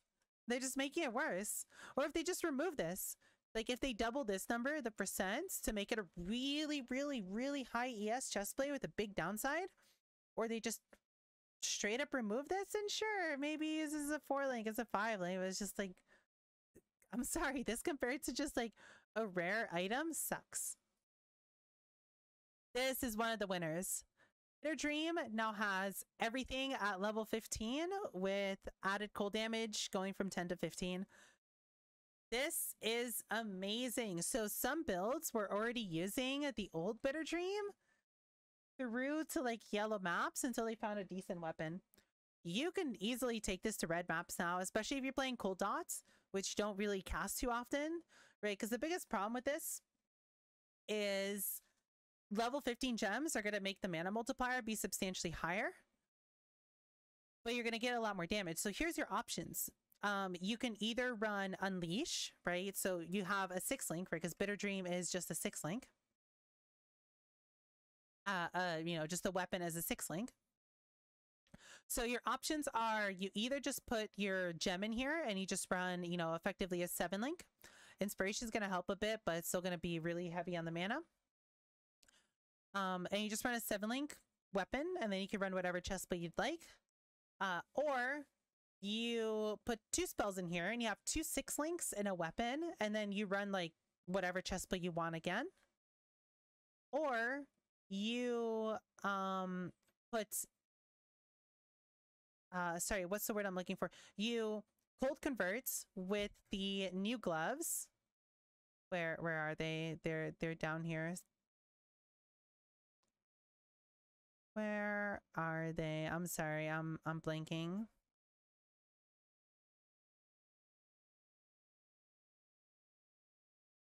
These Harem Burn. So sorry, Harem Sorrow. Harem Sorrow now have 100% conversion instead of 50%. And these are level 17 gloves. So what you could do is you could shove these on. You could put on Bitter Dream, and then you could level with like a fizz spell, cold converted the whole way through, which gives you a lot of options. Or you can level as cold dot and just put both of your cold dots in here, and you have 2 6-links. Like if you get this at level 32, you are going to red maps with cold dot with 0 problems. Right? It's just, yeah, the mana cost of these is going to be insane. So I don't think you make this into a 9-link. Right? I don't think you put more supports in here. I think you should have more skills in here, or you put some sort of utility like a conversion. But Bitter Dream with buffed Harem Burn is going to be a really competitive way to level. I feel like, I don't think it's going to beat Hollow Palm, but I think it's going to be pretty close to Hollow Palm. And it's going to be a way to level with a spell, right? Because Hollow Palm is an attack. So no matter what you play, you have to level with smites, or ideally smites, and then you completely reroll into whatever skill you want to play. Instead, if you're playing, you know, if you plan to make a caster, you can now level as a caster and not have to do as much of a reroll. So I think this is an absolute win on Bitter Dream. Is Inspiration new, or was it always there? It's always been there. The difference between Inspiration isn't too big, but it's nice. But yeah, the biggest problems with this is going to be the mana cost, but I think that's easy enough to handle. And I think you have yourself a real winner on a new potential leveling meta. I really like the Bitter Dream change. Oh, Replica is also being changed. Replica Bitter Dream now is also level 15 on everything. Oh.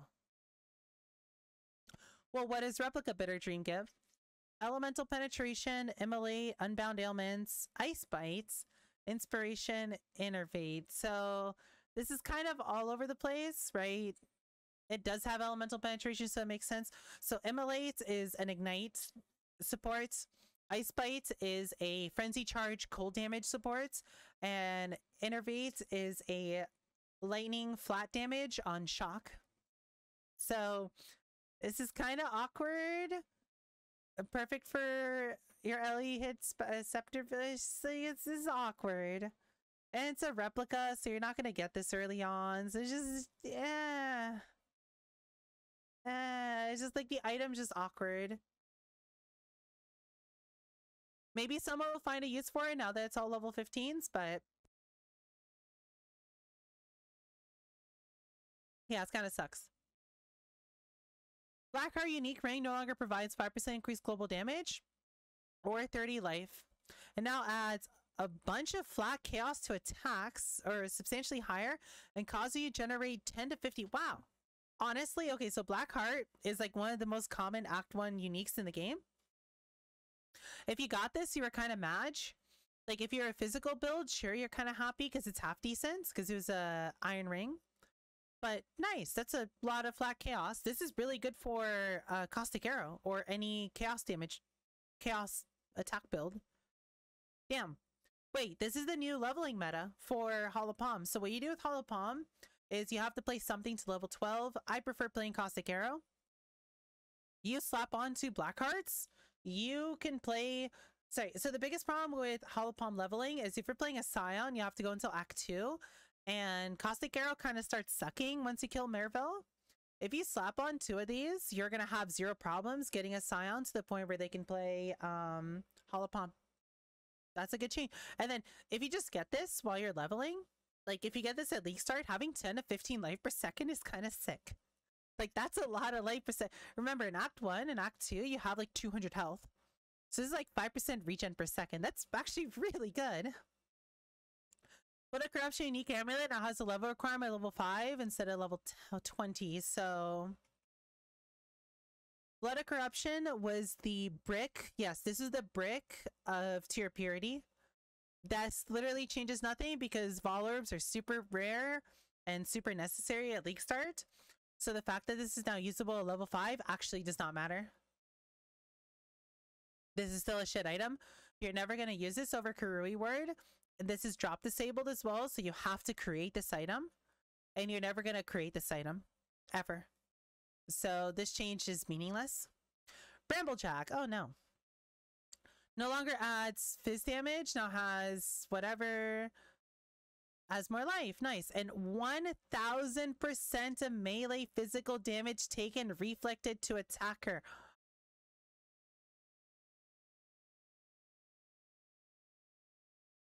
Melee. Okay, so it has to be specifically melee physical. So it's not all sources of reflect. It's okay. We don't need a calculator for this. Is this interesting? Do we have a Thorns build?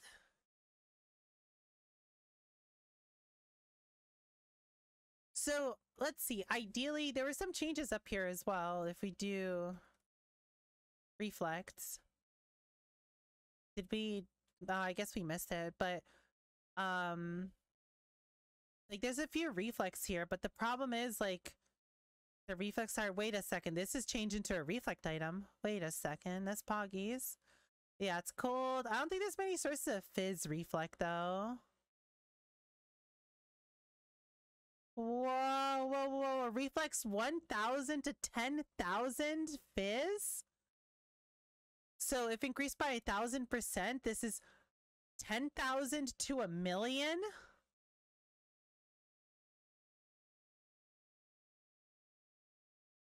Do we have a reflect? Do we have Thorns? Holy shit. We might actually have Thorns build in PLE now. That's sick. Okay, let's keep reading. Pale Crown unique helmet no longer has 30% of damage you reflect to enemies when hit, granted as life. Instead, it has 100% of damage you reflect to enemies when hit is leech as life. Okay, so you run Bramblejack. This makes all sources of reflect be 1000% stronger. You run this. This is how you stay alive while you reflect. You then run, where is it? Thousand Teeth Temu. No longer has 10% of damage you reflect to enemies when hit is gained as life.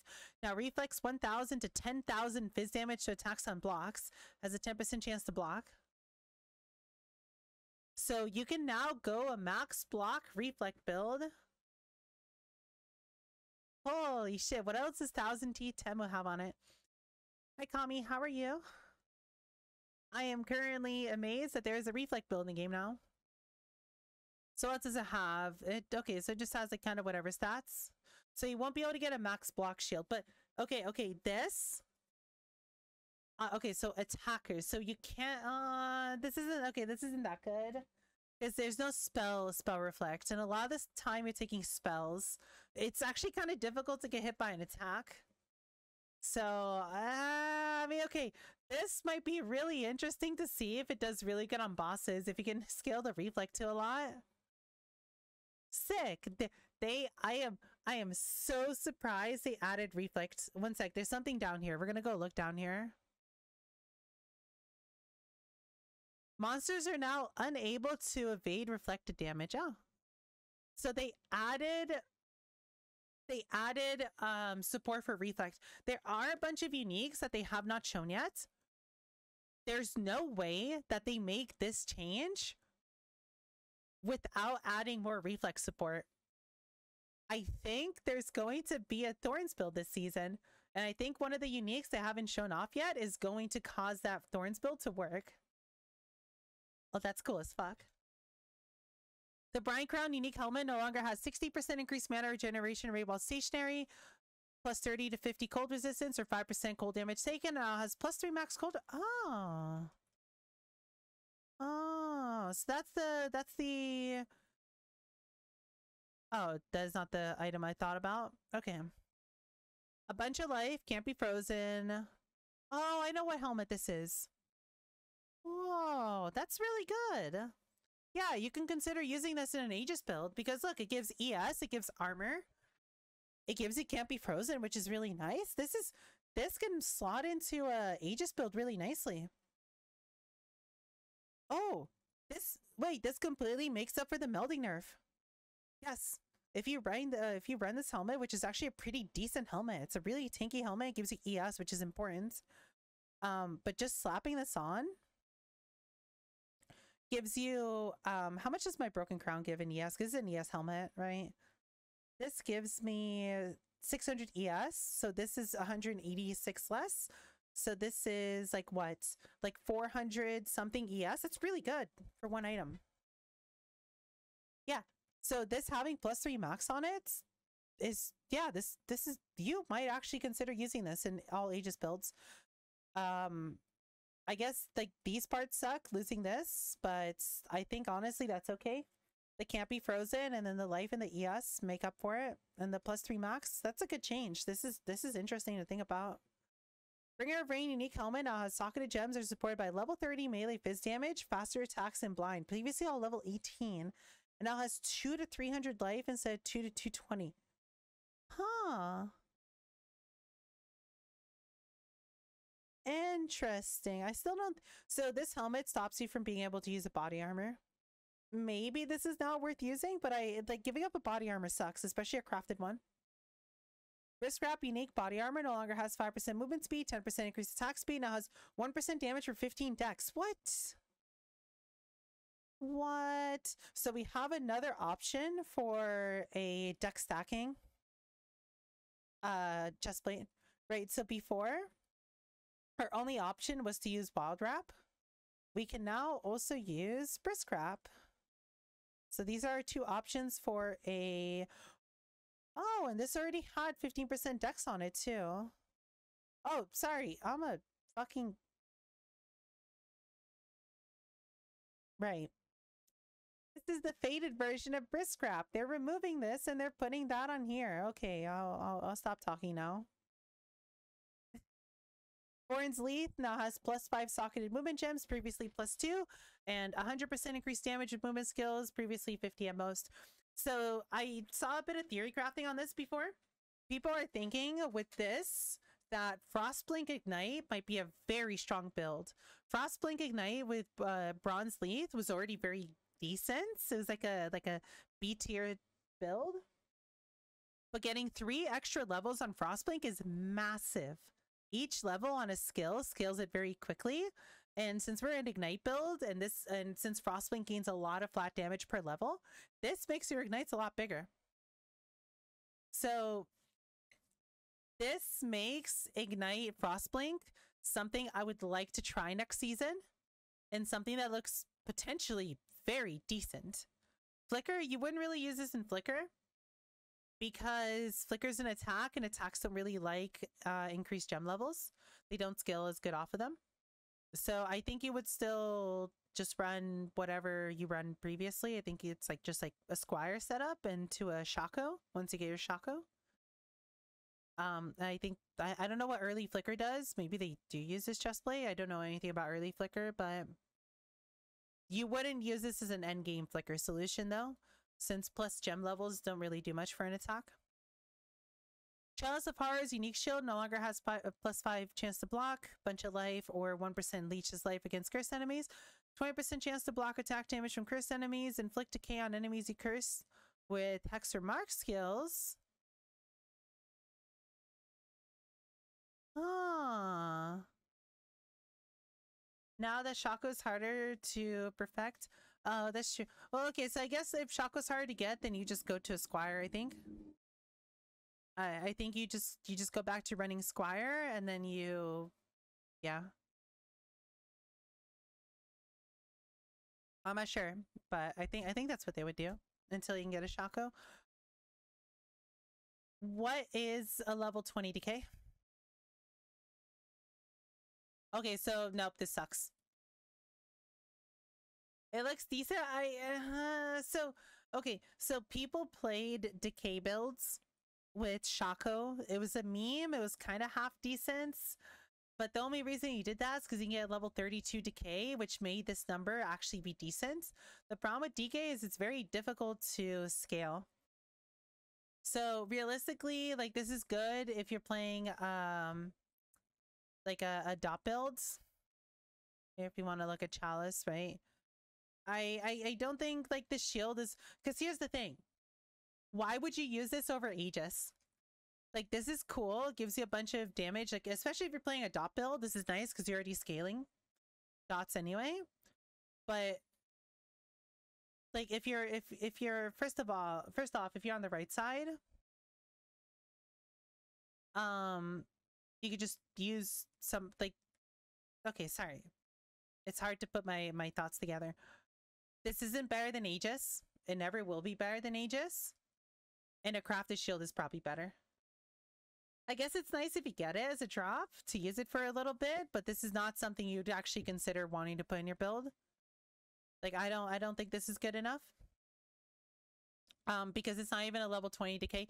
If this was like 1.5k or something a lot higher, because if you haven't ever looked into decay, the numbers on decay are just too low to make it good. It's the only reason it used to be even remotely half decent was because you can have a level 32 decay in a Shaco. But this being worse than even a level 20 decay is just not good enough, unfortunately. Clay Shaper, the giant rock maze, no longer has flat damage or minions have increased life. Instead it has golems deal. Oh, I mean, this is not bad if you just find it on the ground. That's a lot of flat damage for your golems. Like, that is not bad. I think it's a pretty good change. And it's, mind you, Clay Shaper also gives you +1 golems, right? So it's +1 golems and a lot of flat damage. I think this is usable, especially if you get it like while leveling. Yeah, this strong. Because mind you, a lot of these uniques are not meant to be endgame solutions. They're meant to be decent while leveling, or if you find them in early mapping. And yes, this is very decent while leveling or early mapping. Focal Flame, we've already seen this change. This is one of the uniques that was shown early. The only interesting part of this is it's now 40%. Fizz is fire instead of 20%. This allows for full fire conversion memes to happen much more easily, and a few people are excited about that. Corpse Walker unique boots no longer have increased damage if you consumed a corpse recently or regen per corpse. Instead now has for each corpse 1% movement speed, and for each nearby corpse regen 8 life per second. Wow. These are yep, that's a pair of boots. Holy shit. That's good. So you're always gonna have what, 15 something corpses down, so that's 15% movement speed just from that.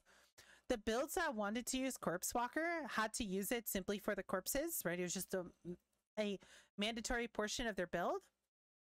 But these are now 40% movement speed boots, and the regen is just better. 8 flat regen is a lot better than 3% in total.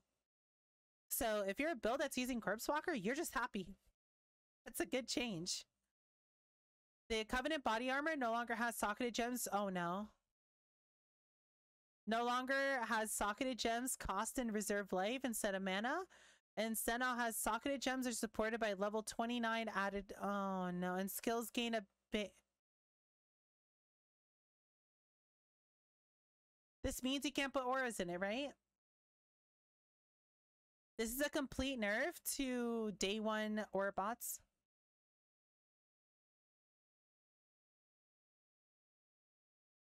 Right? So you can't put right?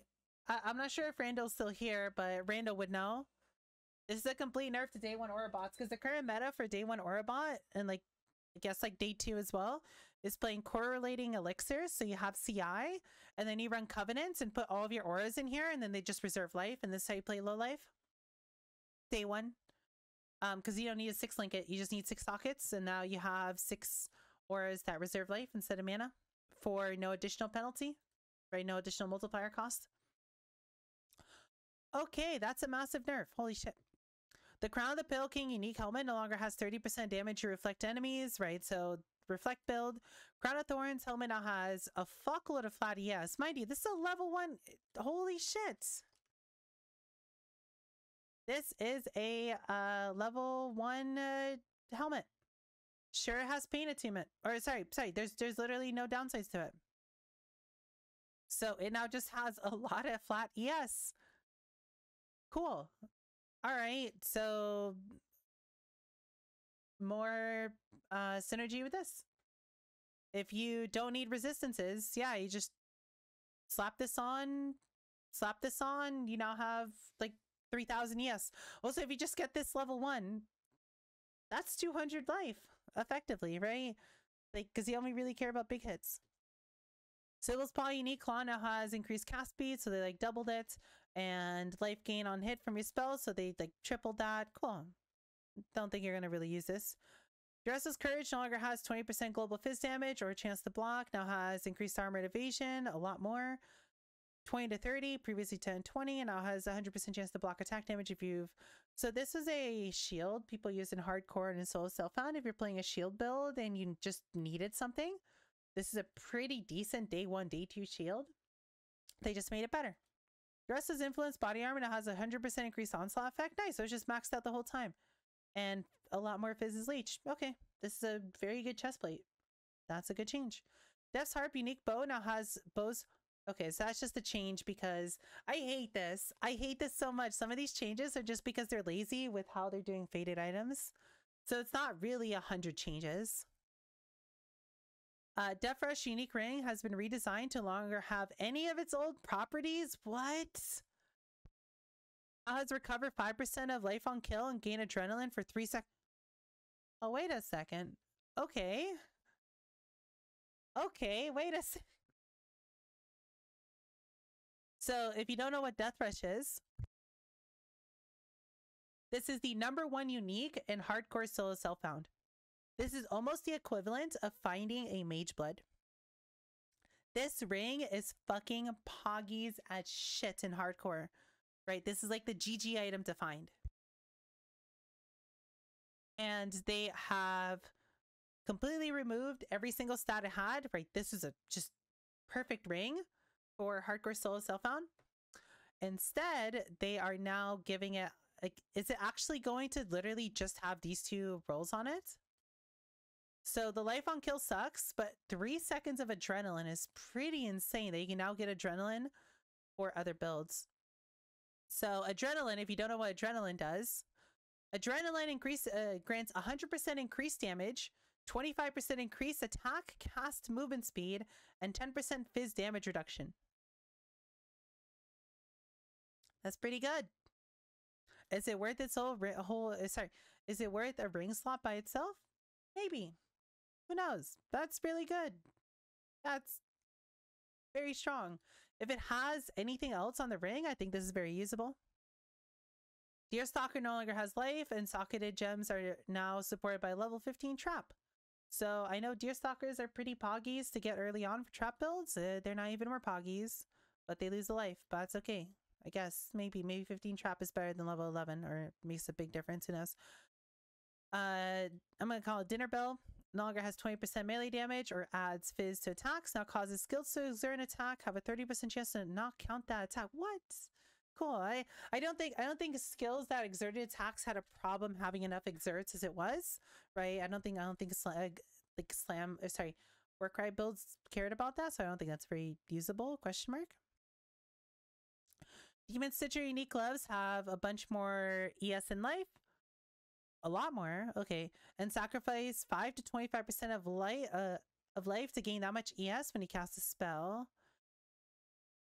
So it's a build that wants you to give up your life for ES, but if you have a life and you're playing an ES build, I guess this allows you to use life as a way to gain ES. Like if you're playing an ES build but you have a bit of life, you could just use that life as a way to, but like there's so many better ways of getting ES. Okay, so Randall did say this is a very interesting item, so let's see. Diala's Malefaction unique body armor now has gems socketed, and red gems have +2 to level, previously +1. Gems socketed in green have 30% quality. Holy shit, that's a lot of quality instead of +10. And gem socketed in blue gain 100% increased XP instead of 25. So this item was used if you're being carried in Legion 5 ways to get a lot more gem XP. This is a very, very good leech chestplate. Leech is in, like, you know, leeching off of other people's work. And the 30% quality is very interesting. Quality is something that is very desirable in PoE now. And some builds that are quality stacking are going to absolutely love this as a way to get more quality. Yeah, Randall was right. This is a very interesting chestplate. You can have 30% quality on your main gem, and then you can have +2 on an Empower as well, which is very interesting. Oh, okay. Deodri's Damning Unique Ring now has 20 ints instead of 5 to 10. 5 to 20 all res, previously 5, damn, and 5 to 20 life on kill. Wow, they just buffed the shit out of that ring. So this is a ring you get like level 5. Yeah, if you get this ring, you're happy. You're good. That solves your mana problems. This is a good alternative until you can get it Praxis. George's Gordon Unique Helmet no longer has 20% increased daily damage, 20 damage with hits per curse, instead it adds a bunch of flat per curse. Oh, that's a lot of flat damage. Interesting. Deodri's Tanu no longer provide 32 ES. They now provide 100% increased spell damage, 25% reduced cast speed, and +50 int. So these are really good for cast on crit because they have a lot of flat chaos on them. For cast on crit Forbidden, right? Doomfletch no longer has gain 100% of weapon as fizz. It now has gain 100% of weapon. Fizz damage is extra. Wait, what's the difference? 100% of weapon fizz as extra damage over random elements. 100% of weapon fizz as extra of each. Oh, so they just made it the faded version. Sorry, that's all they did. Desto unique boots no longer have 30 life. Stun and block. It now. Sorry, this music's a bit bit loud. Let me turn it down slightly. Felt like I was yelling over it. Here. Okay. Dusto unique boots no longer have increased life. Stun and block recovery now has 20% movement speed. Sure, bunch of flat chaos doing a spell. I mean, they're decent, but I know a few builds use them. Same thing. If you use them before, you know, I'm more happy. Emperor's Vigilance unique shield no longer has. Right, so this is the. Oh wait, sorry, wrong shield. No longer has 10 to 15% increased life and cannot block while you have no ES. And now has 1000% increased armor and ES. Previously 300 to 400. So let's see how much that is. Emperor's what this one. So easy way to tell how good this is. Sorry if we just do this. Is just go in here. And sorry, can I change it into here? I think I can if I just do this. And then yeah, do that. Okay, so it's gone from, let's see. So if you got like kind of a max roll, this was 1.7k armor with whatever setup I have here and 500 ES. And now it's 1.1k ES and 4,000 armor. Okay, I mean, yeah, you're not using this over Aegis, but okay, sure. That's a shield that exists. Imperial Edge no longer has percent Fizz or Fizz Leech as mana, and so now has Flat Lightning with attacks. And let's see, sorry. Attacks this weapon have added maximum lightning damage equal to 20% of your ES. And now has 25% reduced max life instead of, I mean, I don't think you're going to still use this as anything but an ES stat stick because this gives you 50% increased ES. Maybe this with like Energy Blade. Well, sorry, you can't use this Energy Blade, but this might be an interesting way to scale. Who knows? As my peak unique helmet no longer has 20% global damage and can evade enemy attacks, now has unwavering stance. Huh. Nice. The fancy pirate hat no longer has 15% stun and block and 30 max mana. Instead now has you can be touched by tormented spirit. Interesting. Interesting. Maybe this is cool. Maybe this is like goal where it's like you have like a fun helmet, but it's like tormented spirits are rare and goal always works, but sure. The Flame Sight unique helmet no longer has 10% damage per sextant. You're never going to use this. Chances, no, yeah, no, you're never going to use this. 50% chance to score you, so you're still not going to use this. Box Shade unique body armor no longer has damage to attacks or has increased movement speed, 1000 evasion rating while full life, previously 500, 30% increased movement speed while full life. Now also has enemies hitting you as unlucky while you're full life. I mean, okay, that's very defensive. Being unlucky is really nice, but if this is calculated after evasion, so it only calculates it on a hit that would have went through evasion anyway, then yeah, that's good. If not, this sucks. Hi, Daddy Cactus, how are you? We're currently going through the uniques. There's a lot. Oh God, we're gonna be here for a while. Okay, we keep going. Gale Sight, Brittle, who cares? Joffrey's Trust no longer has +1 socketed gems, or summon holy relics have increased CDR. Now has 150. Okay, so they just completely removed the holy relic part of this chest plate. You shut up, Blake, and you start over? No. TLDR. The season's amazing. Half of these unique changes just fucking don't do anything or are useless or are cool. So they completely just removed the holy relic chestplate. Like this is now shit. Giant Spay unique gloves have 10% reduced attack speed and arrows pierce +2 projectiles. Now also have some flat damage. Cool. Way to get pierce. I don't really think you'd be using those. These are the these iron grip ones. Maybe I don't really think I don't really think any build is currently using these anyway, and I don't think simply having +2 Pierce is going to make you want to use these anyway. So it's like, sure, again, but again, we have to think of them in the context of if you get these are designed to be good if you get them while you're leveling. So if you find these, you're going to be pretty fucking poggies, right? Or you're going to be really happy if you get them in your bow build already. Fuck, my throat hurts. You gotta take off for a bit. Have a great night. Thank you for coming by, Kyoden. I hope you have a great rest of your day. We're gonna be here theory crafting once we're done reading the patch notes, which never seem to end. Holy fuck. My poor throat. Gurkthos spell unique body armor no longer has cold resistance, now has a bunch of armor, life. Cool. I mean, you're still not gonna use this. Like, your spells are disabled. Yeah, you're sure if you find it and you're in attack build, Poggy is awesome, but yeah, outside of that, whatever. Heartbreaker unique Rune Dagger not only has +40 max ES, now has plus max mana and faster Rika, and like this is a useless stat, but okay. Replica? Oh, I thought it said Headhunter. I was like, what are they changing about Replica Headhunter? No. Replica Heartbreaker no longer has +50 ES. Okay, so just yeah, okay. Meaningless changes. Heat Shiver, unique helmet no longer has cold damage if you use a fire. Okay, so they're kind of reducing the interesting part of it. It now has gain 1% of cold damage as extra fire per 1% chill effect on enemy and gain 1%. Okay, so you want to...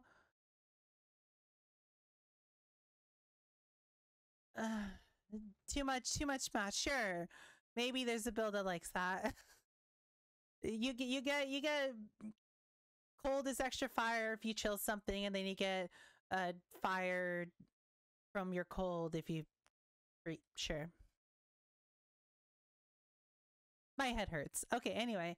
Highwayman unique ring no longer has damage leeches life. While you have 5 total endurance for frenzy, instead has 1% increased damage leeches life, 10% increased movement speed. That's all I have to say about it. Movement speed. Honor Bone unique helmet no longer provides +2 socketed gems, previously 1 and 2.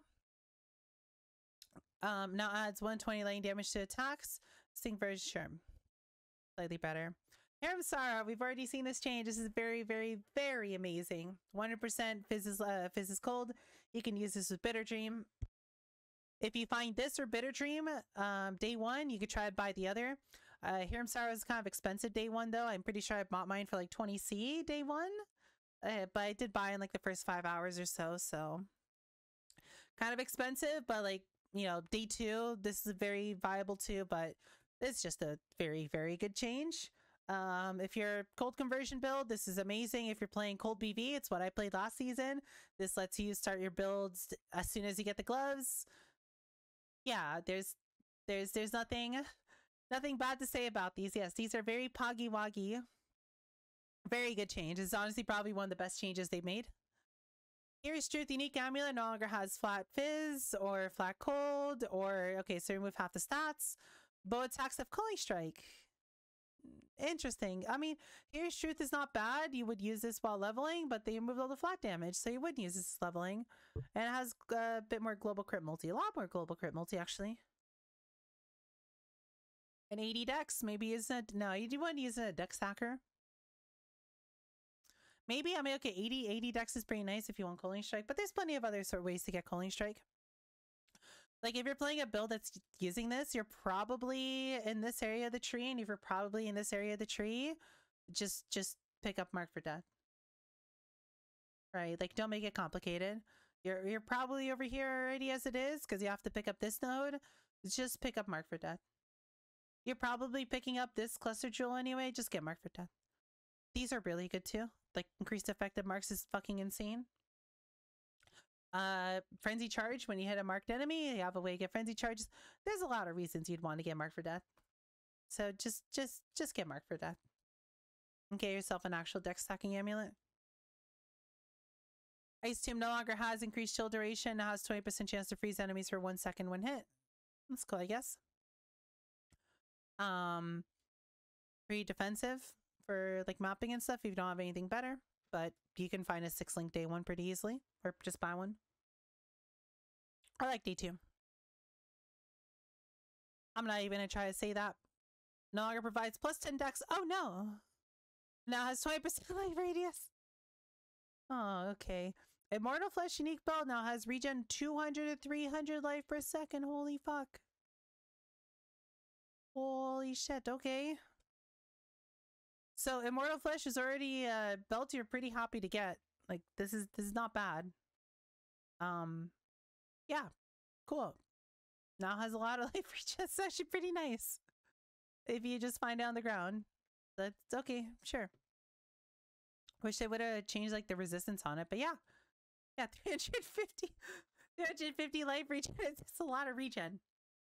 That's a lot of regen. Downsides the belt aren't that bad either. Like if we can make melding work, we can make minus 20 all res work. Calm Sign no longer has 2 to 4 life for each enemy hit by attacks. It now has a level 10 enduring cry. Oh shit. Level 10 enduring cry in Act 1. This is another very common unique. Nice. Kikazara now has 3 life per level, previously 1. Okay. I mean, totem builds aren't very popular and there's ways to get around the totem chestplate, so you don't really need Kikazara anymore. But if you find this early on, yeah, it's nice. A lot of regen. 2 Kikazara, Immortal Flesh is 900 regen per second flat. I guess if you're, yeah, if you're level 100, yeah. But yeah, it's true. There's a lot of regen between these 2 items. Like, get yourself 2 Kikazaras at like level 70, get this, and then like you're good. You're good set until red maps. Like you'll have like 600 life regen. That's, yeah. It's really strong. Yeah, oh, that's true. Yeah, that's before any percent. Like, get these, right? Slap those on. And if you're on this side of the tree, pick up this, and then you're good. That's it. You now have like almost 1,000 life regen. That's insane. That's actually really good for like, you should keep that in mind for like week 1. Like potentially run double Kikazara Immortal Flesh. If you're on the left side of the tree, pick up some regen nodes, and then yeah, you're just, yep. That's, wow, that's cool. Nitsugi no longer has life on it. Why? Now it's 35% less damage taken if you've not been hit recently. 100% increased evasion rating if you've been hit recently. I mean, Kitsugi's pretty nice, but like losing the life kind of sucks. Like you... Okay. Spectral Wills from Law of the Wilds. Attack faster. How much faster? Like, is this faster enough that you might want to put a squire with this? Or is this just like, you're still never going to put this on? Min-max 10,000 regen builds coming soon. I could see that. Yeah, I could see these 2 being used for that. Lyrica's unique helmet has 25% reduced damage. You're still gonna put this on your animated guardian. You and nearby allies have 50% increased damage. Damn. That's a really good budget animated guardian chestplate. Lightning Coil now has a 50% fizz from hits taken as lightning damage. Previously 30%. What the fuck? That's pretty fucking poggies. That's really good. This is really good. Lightning Coil years ago used to be meta. It used to be the GG chestplate for like all... Can't fucking speak. This used to be the GG chestplate for like all melee builds. Like you wanted to just slap this on and you were just happy. We might see Lightning Coil meta be back. October Caress no longer has life. Like, why are we just removing life? Like, oh, okay. When people have been saying like, hey, if you want to make these uniques good, just slap 50 life on them and they're good. Why are we removing 30 life? Chance to gain a power frenzy endurance charge on kill. It's like, okay, why are we losing 30 life for like, how is this better? How'd you make these gloves better? Menagerie no longer has, so we saw this change as well. This looks pretty fucking insane to use, right? Chance to deal double and triple. You're not going to hit 400 strength unless you're like on the left side really heavily, but you're going to easily hit at least 200 strength and you get 25 all res. Malachi's helmet, we saw this too, 20% chance to deal double damage, which makes this a lot more reasonable to use as a spell helmet. This actually might be a pretty good option until you get like a really nice crafted one later on. This might be a good mid-game option. Malachi's Vision now has regenerate 400 ES per second if all equipped items are corrupted instead of 250.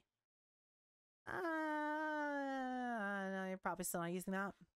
Mark of the Covenant. Unique Helmet no longer has minions deal have increased movement speed and now has summoned SRS deal.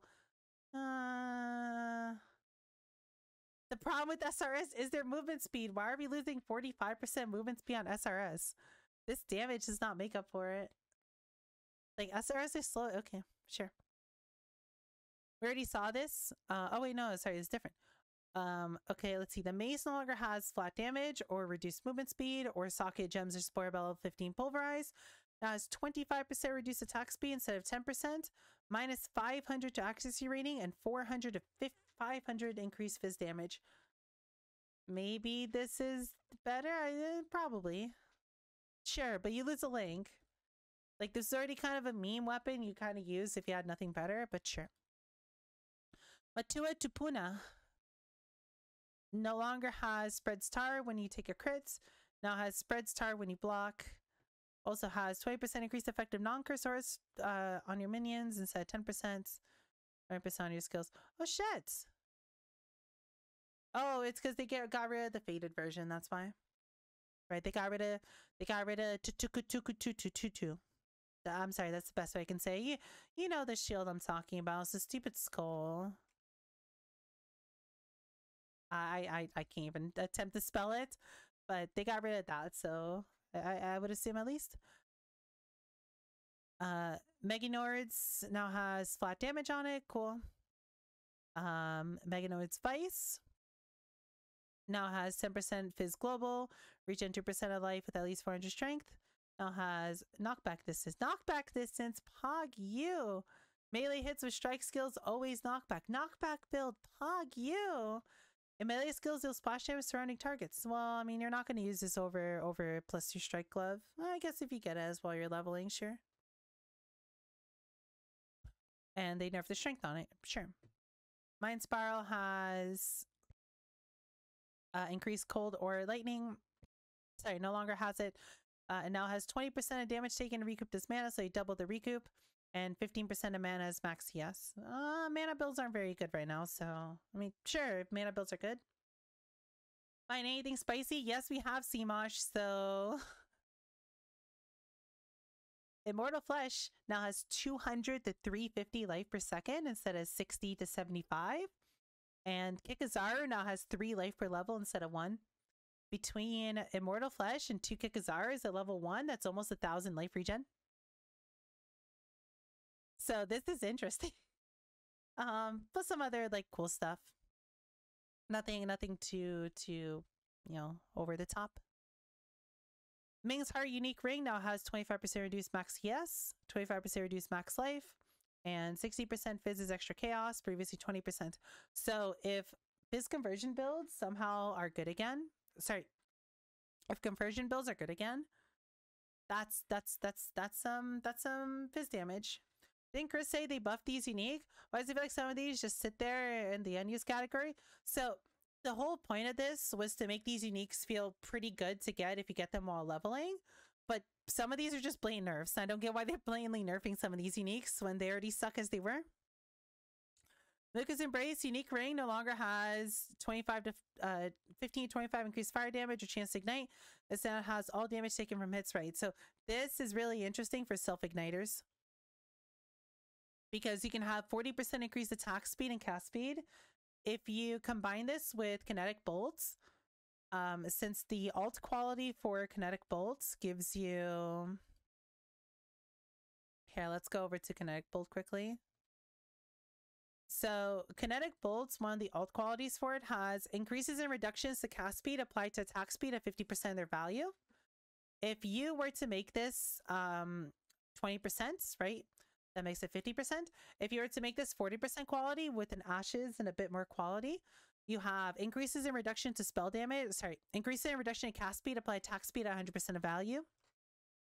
So that means Moko's Embrace is effectively 40% increased attack speed and then 40% increased attack speed again. So you can get 160% increased attack speed from 2 of these, which is very good. 100 108, 60% attack speed is a lot of attack speed. So very interesting for self-igniters. Headhunter buff win. I feel like they honestly nerfed Headhunter this season again. Like indirectly through all the rare changes.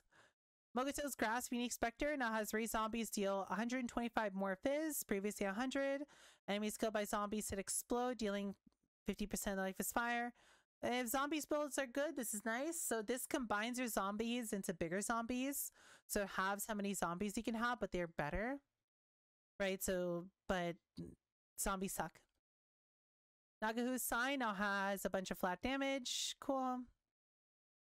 Nycta's Lantern, right, so they gave this Battle Mage. It's basically a Battle Mage one-hander now, which might be interesting. They also buffed the light radius low.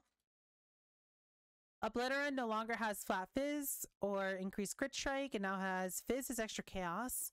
A lot more fizz is extra chaos. Well, you still put this on simply because you just wanted the explodey effect, but cool. I would say this is... It's a nerf for builds that wanted the flat damage. If you, but no, you never attacked with the wands. No, this is like local, so this is whatever. Same for the crit chance. These are both local, so who cares? They actually just made Obliterate better. Especially for poison BV. This is a lot better for poison BV.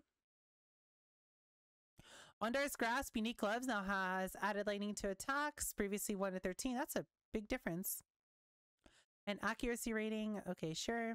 Prism Weave no longer has 10% increased LE damage and attack skills. Now has 6 to 15 to all LE res. A lot more. Nice. And yeah, they just buffed Prism Weave. Sick. Prism Weave was pretty good for leveling. They just made it better.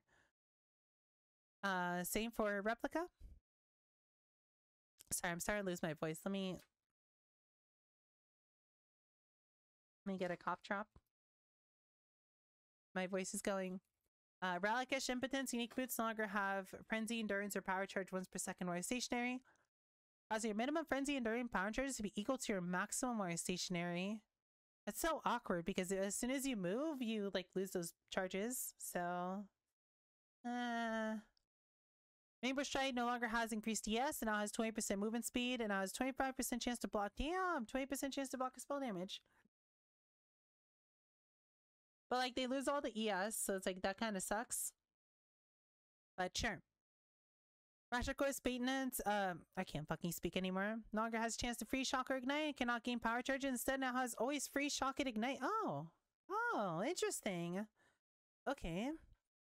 Now also has 20% reduced duration of elemental elements, and items and gems have 10% increased attribute requirements. Huh. Okay. Identified. Ali, hello. Oh. Get fucking out of here. Stupid bots.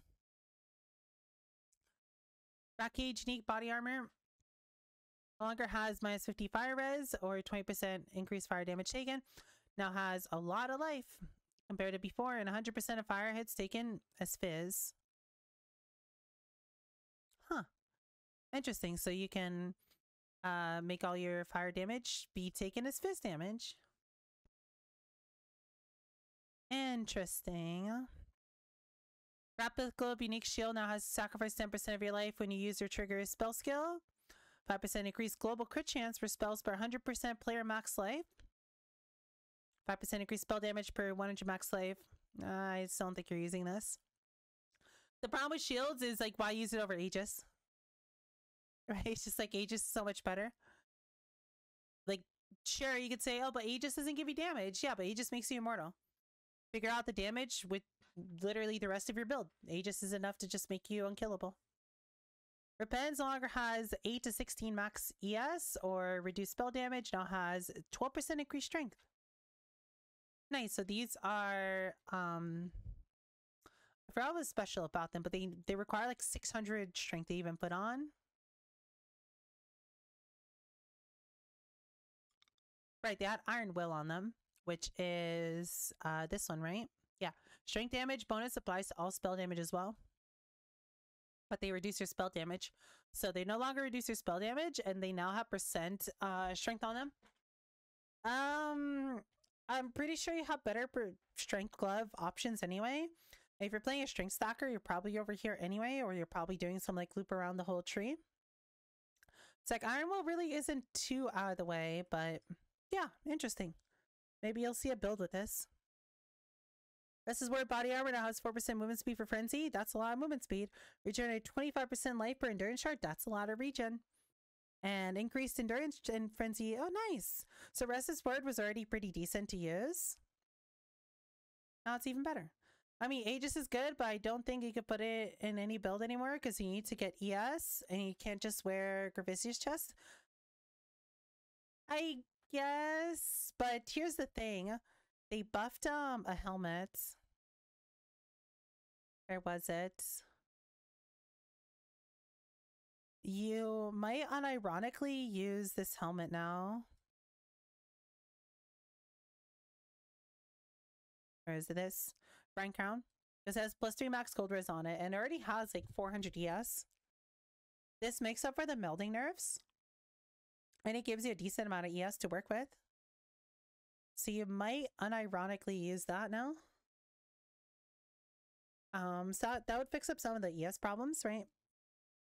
But I guess you're right. It's not necessarily as good in every single build now. But it's still superly strong. Oh, Randall, is the Covenant nerf just like a complete fuck you to day one aura bots? If I understand it correctly, you basically just can't put auras in anymore, right? Where were we? Retaliation Charm, unique amulet aura has increased damage with hits and ailments against blind enemies. 50% increased chance against blind enemies or chance to blind enemies. Has 20% chance to get a power charge when blah blah blah. This is useless. Okay, sure. Variation Rod, you need socket gems to support by level 10 control destruction and socket gems to support by level 10 arcane search. So this is now a 6 link. I got a dip, but you're awesome and have a great stream, Chief. Thank you so much for coming by. I hope you have a wonderful rest of your day. I'm sorry this is taking so long. These patch notes are really fucking chunky. I know we could probably go a lot faster through this, but I'd like to read through every change. But the plan for the next few days is to start theory crafting from everything we read in the patch notes and to start doing some in-game testing. So I think we're going to have a lot of fun over the next few days. We just need to finish reading the patch notes and figure out what we're going to try moving forward. Ritual's charge unique sword now has 15%. Okay, sure. Chest. Okay, I guess we can also go a bit faster. No one cares about Spectral Wolves.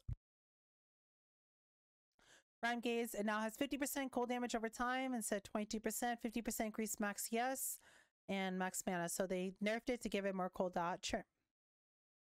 Rise the Phoenix no longer has life, now has increased armor and ES and regenerate 200 life per second. That's a lot of life. Nice. You might use this for like day 1, day 2 RF, and that's it. Ross Reach unique bow no longer has increased attack speed, now has skills chain +2 times, previously +1, increased LE damage with attack skills. Nice, +2 chain. Sapiel's Flame unique shield now has 30% chance to block spell damage and 30% all res. Okay, that's not too bad. Shaper Seed now has 100% mana regen 4% of life per second. Music. Okay, sorry, we had to skip forward. Okay, where were we? Nearby enemies gain 4% of life regen per second. Sure, as Shaper Seed, you're not going to use it. Shabba's Pace Boots no longer has +10 dex, now has increased. That's useless. Revelation Unique Ring has right slot 250 mana, right slot for 60 ES per second, and left ring 250 ES. Okay, sure. Oh no, they nerfed Side Breathe. That's kind of lame. Let's see. So no more movement speed, no more reduced mana cost of minion skills. Now has converts 50% of physical. Oh damn, nice. They have minion cold convert from level 1. Singularity Unique Spectre has a bunch of lightning damage on it and increased damage with hits. Sure. Skullhead no longer has life on it. Yes, let's just remove life off all the uniques. No longer cause minions to have increased armor or regen. Instead now has minions have 20% chance to block, recover when they block. That's useless. You literally put this on because you're a minion build and it had really decent stats for you. Springleaf no longer has regen or regen per second when low life. Now has just flat regen or per second. This is really good for playing starter RF. Like buy this day one, and then you can now play RF as soon as you get this. 100 life per second is a lot. Southbound no longer has 50% increased Herald of Ice damage and adds damage to attacks. Has 100% freeze duration. Okay, so who cares? You still only use them for collars or for calling setups. Salazar unique amulet now has increased cast speed and max mana. Sure, whatever. Storm Trapper unique boots no longer have fizz converted to lightning. This now is affected by shock ground. That's so useless. And increased movement speed and increased effective lightning elements. Okay, so maybe one for that, but like, okay, those kind of suck. Sunblast unique belt no longer has increased trap damage or mana regenerate. Now has skills which throw traps, throw up to 3 additional traps. Throwing traps randomly around targeted location. Traps cannot be triggered by enemies. Oh, that's kind of annoying. 50% reduced trap duration. Okay, so bit of a nerf, but for some quality of life. Tier Purity, unique amulet, no one cares about this. Thief Storm now has 40% all res, damn. Still probably not better than Praxis. 1,000 Ribbons, right, so they buffed the shit out of 1,000 Ribbons. 1,000 Ribbons is it is unironically very good to level with now. Like, very good to level. Right, Thorns build, potentially. Thunderfist gloves no longer have flat ES or increased duration lightning elements, and no longer has 10% stun duration or adds. Cool, so they removed the flat lightning on it. That kind of sucks. It's instead give it ES and evasion, increased effective lightning elements. So, oh, it's level 38 lightning. Okay, so I guess that kind of makes up for this maybe a bit. So these are still like basically, these used to be 6 links effectively with the flat damage and level 18. But now I guess they're kind of the same thing, and they make your lightning elements even better. No one's going to ever use this. Time Class Unique Ring no longer has max ES on it or regen. Now has percent of damage taken to recoup his life and percent of damage to recoup his mana. Now has skill effect duration, double the skill effect duration range, and increased cast speed. Walker-S, we saw this is a pretty poggy change. Like if you get these early on, you're really happy. You just put Vol Molten Shell in here to have permanent onslaught. Victoria's Flight, they completely destroyed the boots. They're not good for Animated Guardian anymore. They potentially open up a new playstyle of a flash supports. Lol, not really. Maybe good for minion builds because you could put like a good row on your Quicksilver and share with your minions, but kind of a meme. Bull's Vision unique helmet now has 400 life per second if no equipped items are corrupted. Not bad. Warp Timepiece amulet no longer has 30% increased total recovery per second from life, mana, or yes, instead it has debuffs on the expire 100% faster. Okay, whatever. Okay, yeah, no groups. I don't know if you play unless you're looking for a trader or trying to do some 3-man something, but I'm not sure what the fuck you would do early as group sub 5-man. So my friend Brian and I, we're probably gonna try hard and do 2-man stuff. Since Cranky isn't too interested in the season. If you want to come do 3-man stuff with us, or if you want to like do trading for us, yeah, by all means. I would absolutely appreciate it, Randall. But why no group stuff? Do like people just like not want to do group stuff, or is just like group stuff just not looking very interesting? Whale Stormsail unique shield no longer grants chance to block, or cursed skills have reduced effect. Instead now has evasion rating, lightning resistance. Sure. I'm trying to go through these faster because these are kind of just whatever. Windscream unique boots no longer have increased elemental damage. Now has increased AoE of hex skills. Sure. Wonder Trap unique boots, strength, dex, and int modifiers now have values of, okay, so sure. Wraithlord unique helmet no longer has minions regen or cannot have non-spectre minions. Plus 2 max. What? Plus 2 max specters, but me not having like a golem and like zombie. No, you know, that's fine. Damn. Okay, this might make specters half decent, having 2 extra. All the good specters fucking suck, but this is something at least. Group said looks like the worst it's been ever by a large margin. Really? Okay. But yeah, if you want to trade, by all means, I would love to have a trader. Yeah, if it really looks that bad, that's kind of unfortunate. Figure Magifine working for currency drops are going to be broken, printing mirrors. I think it'd be nice for like week 1 unique farming, but I don't really do enough group stuff to really know. Worm's Molt now has a level requirement of 41. The physical attack damage, leeches, life, and mana modifiers now have values of 2%. It now has 500 to 1000% increased total recovery per second from life leech.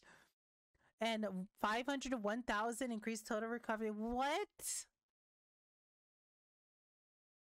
What? Wait a second. Worm's Molt is interesting now. What they unironically buffed Worm's Molt into a cool belt. What the fuck is this? 1000% increased total recovery per second from life leech.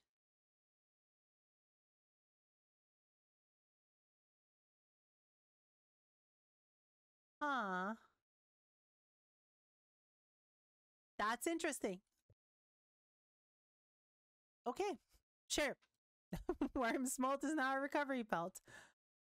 And with that, team, after an hour, we have concluded the unique section of it. Holy fuck, that took a while. If you just want a TLDR of all this, some things are really good. A lot of these are nerfs. And then some of them don't matter. The item still sucks. How are we feeling, team? Holy shit, I felt like that was never gonna end. I feel like I feel like they got the goal across. A lot of the uniques are going to be decent as soon as you find them. You're gonna be happy with them if they're for your build. They're gonna be a really big power spike, as Mr. Chris Wilson said. A lot of them are just not gonna matter. They were buffed for basically no reason. And then some of them are going to be pretty meta defining, either in terms of how you level, you know, or things that you might be able to use until you get a much better upgrade later on, or just really strong uniques that might straight up be build defining. You know, for example, 100% fizz to cold conversion on the gloves on hair burn, right? Which are going to last you a long ass time until you can get full cold conversion through other means, right? Through a Watcher's Eye, through the Mastery, through, you know, better crafted gloves, right? Hair and burn are going to last you at least a few days very easily, and you're going to be pretty happy keeping them on.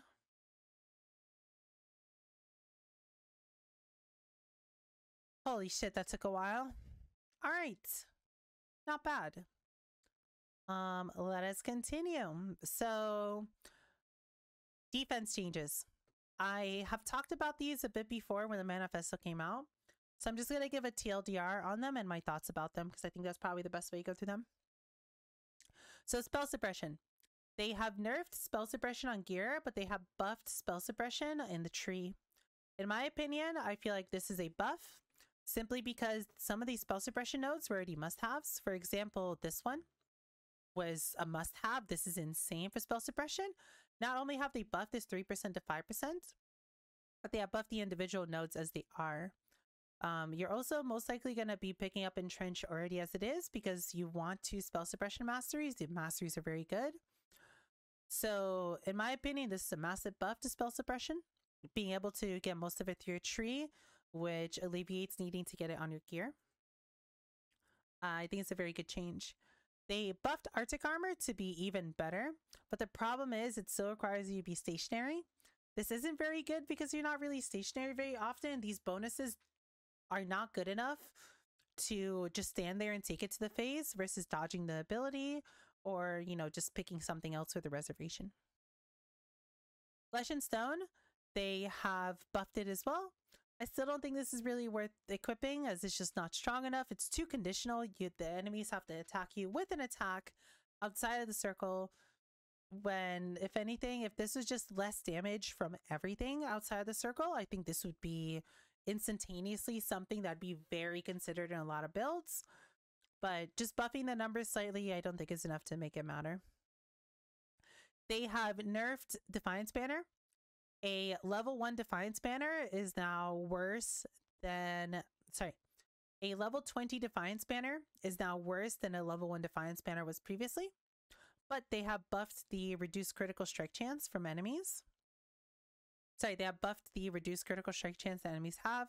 This really isn't a very good compensate because you just want to stack reduced damage taken from crits, as that's an easier way to become crit immune than to reduce conditionally nearby enemies, right? This doesn't stop something that this doesn't stop a projectile that came from the other side of the screen from critting you, and conditionals in PoE really are not very good. It's better to have consistency.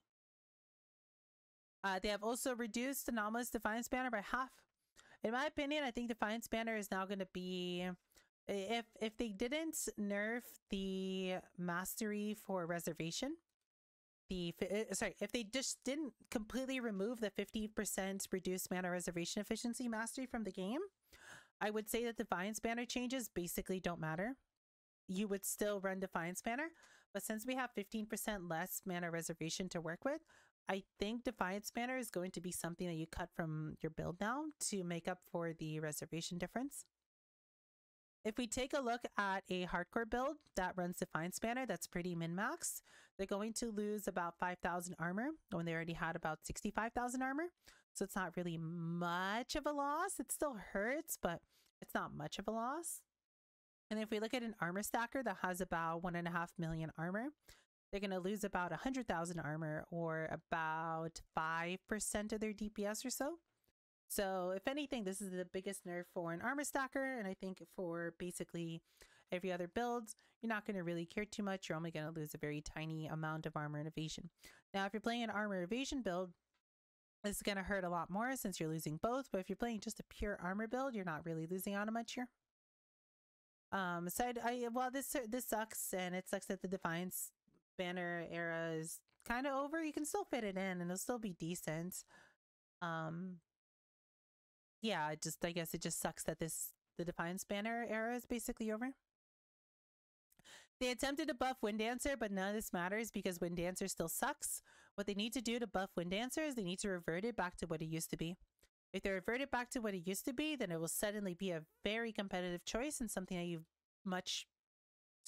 would consider very greatly to put into your build. But this is not enough of a buff to matter. The Arrow Dancing Keystone, same thing. This is just awful.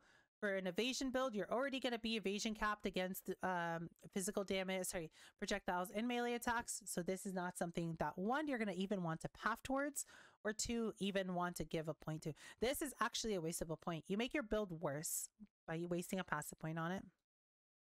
They attempted to buff ward, but these changes to ward do not matter. Making good ward gear is already hard enough, and now they're trying to get another suffix on it.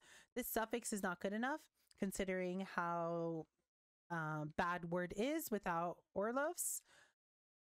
And these changes are just out of touch. I don't think they understand what word needs to be considered for builds.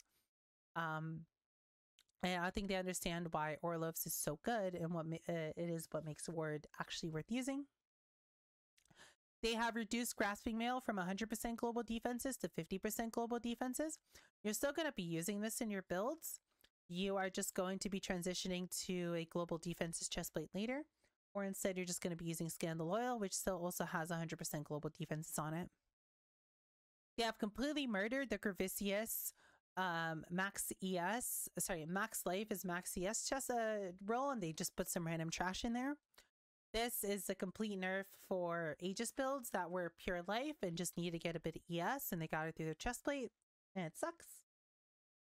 If you're an ES build, you don't really care about this, but if you're a hybrid life ES build that really relied on this chestplate to get a decent amount of your ES, this hurts. Honestly, I think they nerfed this because of Gauntlet, and if that's the reason they nerfed it, because it was basically mandatory in the last Gauntlet, that's fucking lame that they're balancing around Gauntlet, but it's not even worth discussing what the change is. This is just useless. They attempted to buff Blind, but Blind is still a pretty shit mechanic unless you invest into it. But investing into it as a defensive layer really is not worth it. There's just much better things you can do with your passive points. Don't waste your passive points on Blind, please. They attempted to buff Mom by moving the 10% off of Cloak of Defiance onto Mom. So Mom is now 40% instead of 30%. Which allows you to consider other chestplates and mana builds that aren't Cloak of Defiance. But consequently, they have also nerfed some other shits at the same time. So it's like, this basically surmounts to no changes.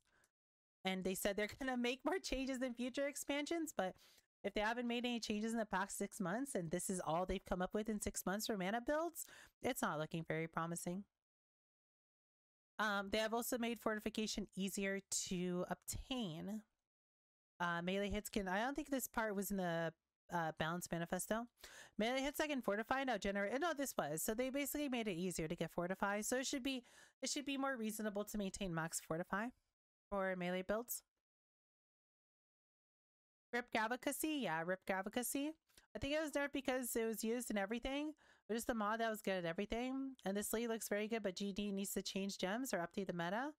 Yeah, I agree with you. I like what this season's adding, but the balance changes just feel kind of mid.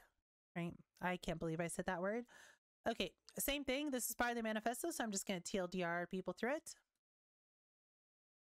Effectively, they are nerfing most sources of minion damage. They are straight up just nerfing almost all minion gems by around 20%, and they're compensating by adding more to... Sorry, they're compensating by adding new bases, for example, rings that can roll minion modifiers, and they're also making some of the minion modifiers better. For example, on helmets, 1 to 3 to socketed minion gems on helmet is now 1 to 2 level of all minion skill gems. So if you're using a 8-link minion helmet before, it is now slightly worse. But if you're putting your minion skill in a 6-link somewhere else, this is now a lot better for you. They are also now adding plus minion gems to shields, so we get more there. But outside of that, basically everything else has been nerfed. They're just straight up nerfing almost all minions, and they are adding some compensation buffs / just straight up nerfing some minions even more. The one I'm personally excited the most about is the Archnemesis Fang buff and the the Herald of Purity buff, where they do 15% more damage and they reduce the cooldown of their slam, and they has more AoE. Dominating Blow, Herald of Purity, Sentinels, especially with the +2 to all minion gems, is looking very promising as a decent league starter. And it's something I'll be exploring in the next few days to see if it's something viable. They also just nerfed Sentinels by another 25% because I guess it was too good of a leveling skill. Some of these other changes don't matter. They nerfed zombies because zombies were too good, I guess. They buffed all the golems. The only interesting golem out of all this is Flame Golem.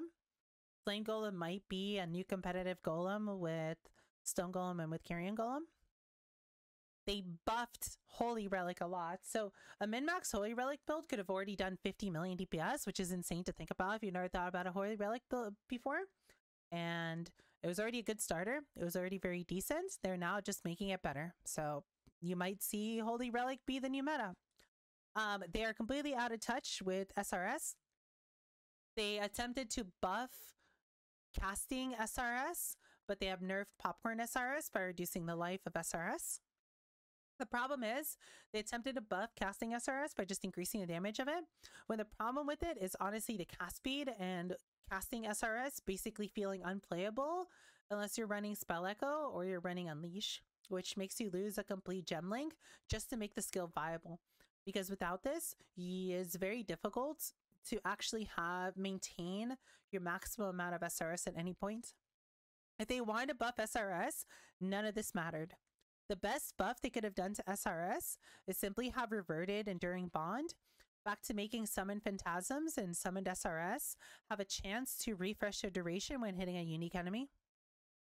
If they re-reverted Enduring Bond, that alone would have been a bigger SRS buff than all of this. Sure, it's really nice that they increased their base damage, but until they revert Enduring Bond, SRS is just not going to feel very good unless you're playing Popcorn. Another thing is they have buffed ailments on minions. Minions now deal double the damage with poison, 3.5 times the damage with ignite, and 7 times the damage with bleeding. So because they do double damage with poison, while they may look like they have nerfed Archnemesis Fang, they have not. Archnemesis Fang has gotten buffed by 60%. Arcali's Fang is literally better than it was before. Also, some data has been figured out that, later down here, they have also nerfed Hydrosphere. So Hydrosphere doesn't work with minions anymore, which we all thought was a massive nerf to Arcali's Fang in the first place, because most Arcali Fang builds, if we quickly go over to an Arcali Fang build, let me find it. This is my build from last season. I think we put like 700 Exalted into it.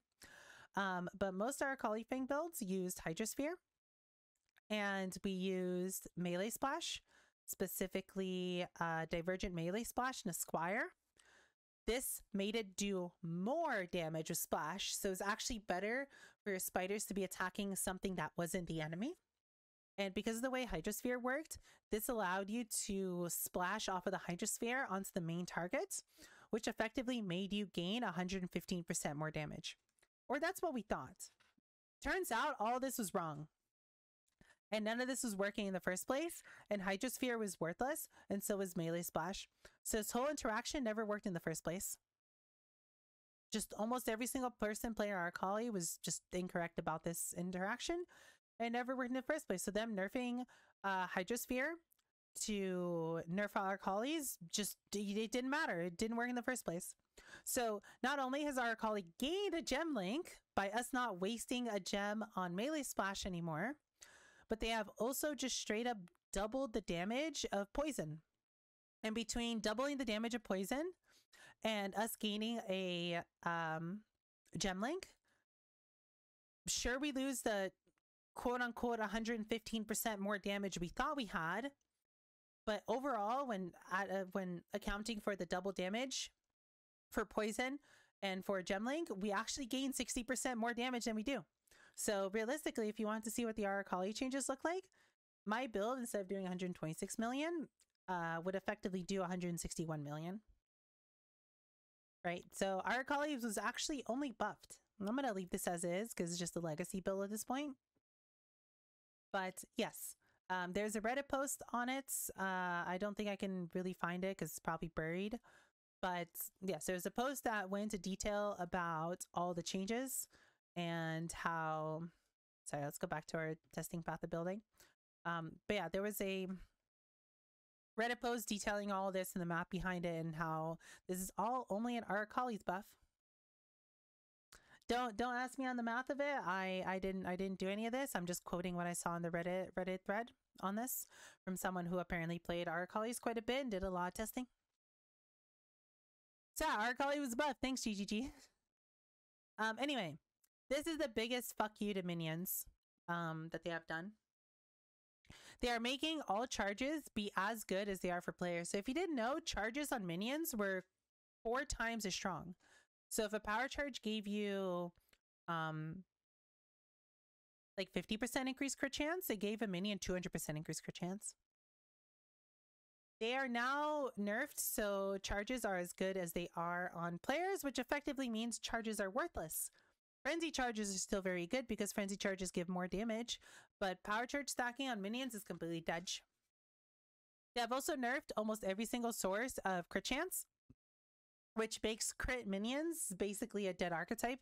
You don't bother scaling crit damage on minions anymore. Last but not least, they have literally removed the Necromancer Ascendancy from the game. Not only have they completely nerfed the corpse section of it, more on that later, down here, but they have also completely removed the natural strength from the game. It now does not give +2 level of all minion gems anymore. It now instead gives Unholy Might, which, if you don't know what Unholy Might is this useless shit right here that almost no one ever takes. Is it? Oh, it's not even here anymore. It used to be right there, but Unholy Might gives your minions 30% of their physical damage as extra chaos damage. So it's only good for physical minions, but that is such a massive fuck you to every other minion that this is effectively a dead ascendancy. This is not good for corpse skills anymore. Corpse skills are pretty much dead. This is not good for minion skills anymore. The only real minion build left is now Guardian. Like, if you want to play a minion build, you should be playing as Guardian. This is like twice as strong as this, both defensively and offensively. Losing this unnatural strength node completely kills his ascendancy for minion builds, in my opinion. This sucks. This kind of sucks, and they're nerfing this as well. This is whatever, and this is whatever. Or Scion, yes. Or you can go Scion and like meme with it, but yes, they have completely destroyed Necromancer. So Necromancer is a dead ascendancy. So Fang Star was NG. Did you start? If you're gonna play Fang, you play as Occultist. Occultist is absolutely broken with Arcali's Fang if you want to play it as your starter. In my opinion, there is no other correct choice. You can attempt to make a Guardian build, but in my opinion, our Occultist is substantially stronger. Last but not least, right, just, yeah, they're just destroying some other Spectres as well, because, yeah, Spectres are too broken, I guess. Moving on, they have killed Auric Champions and Auric Colossus, so DD is just dead. It's not good anymore.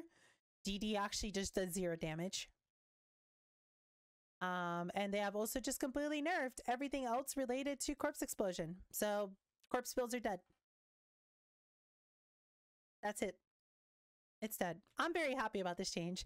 I know I sound a bit salty right now. That's mostly because of all of the minion changes. As someone who's avidly played like almost 2,000 hours of minions, I love minions, even though I don't play any minion builds right now. I mean, okay, I'm probably going to play our Akali, but as an avid minion enjoyer, I feel like GGG is very out of touch with minions, and I feel like all these changes are simply someone at the office hating minion builds. I feel like all these changes suck.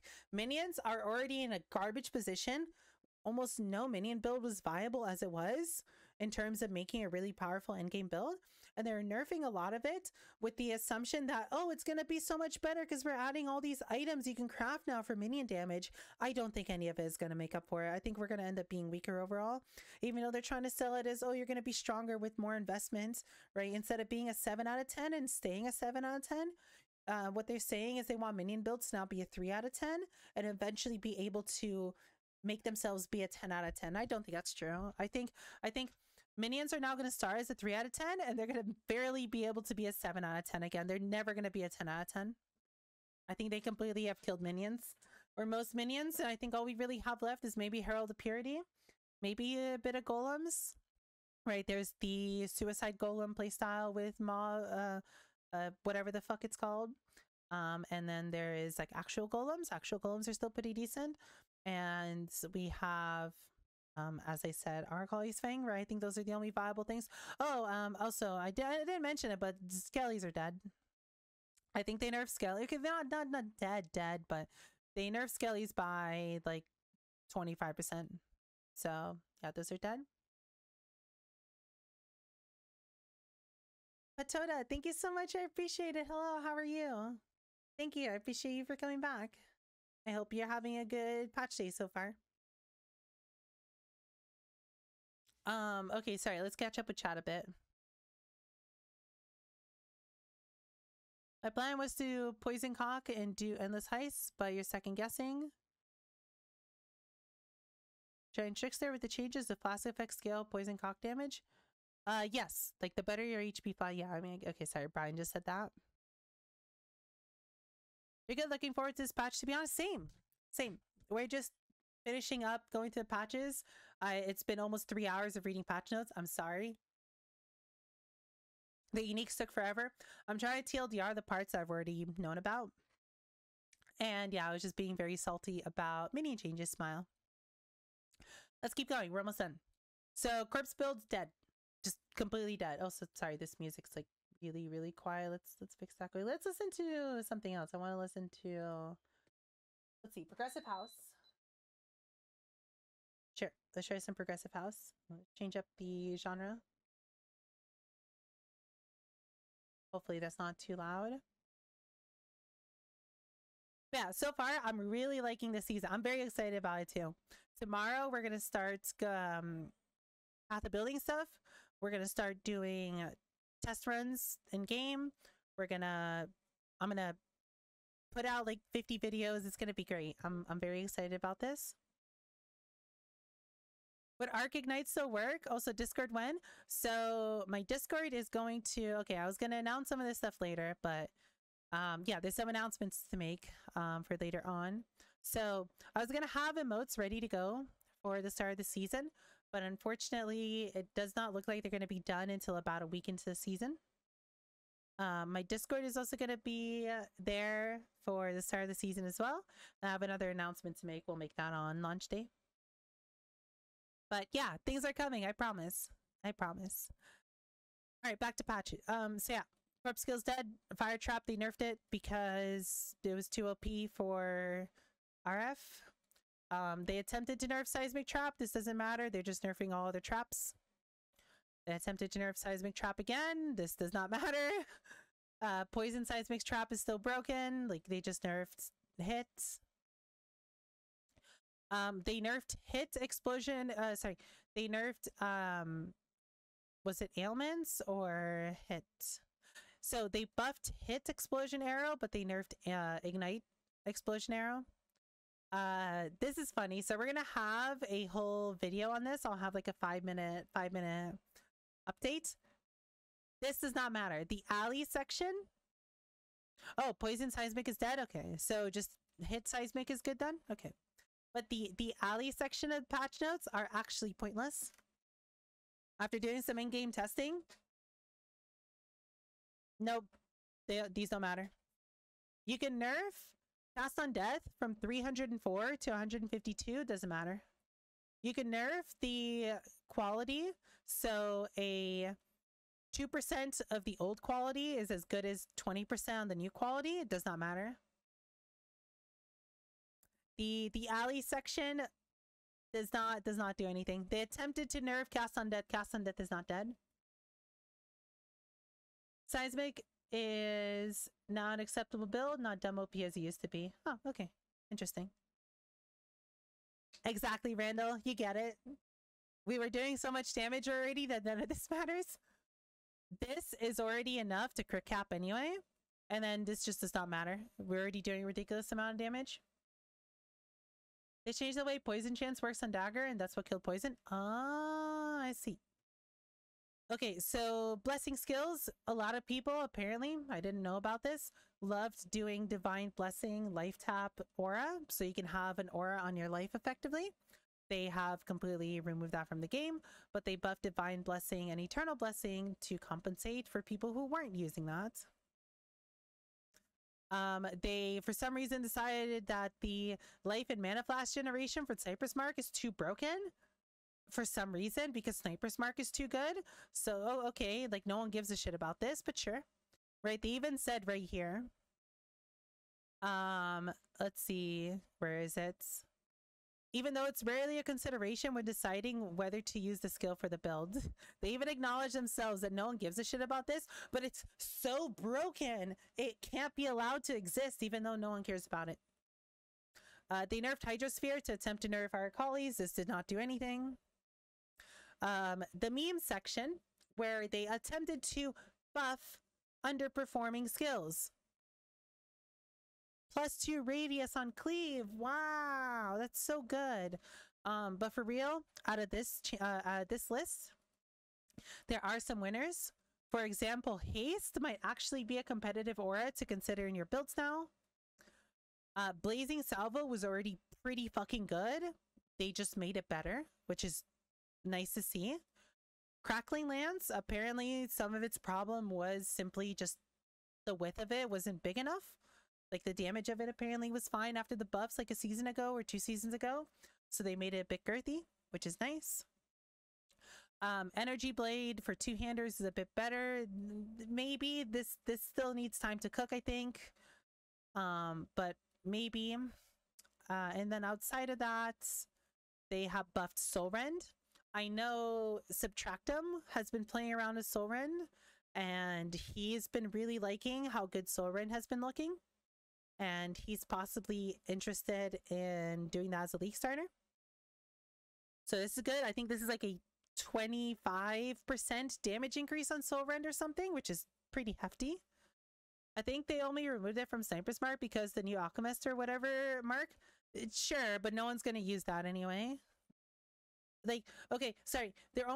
People are only going to use the new skill, the new mark, if it path of building is better. than other marks, right? So in an ignite or poison build, if this is better than any of the other curse options, then you're going to use it. But if this is just straight up weaker than flammability or malevolence or despair, you're just not going to use this. So that's all it boils down to. Let's hope that the numbers on this do make this better.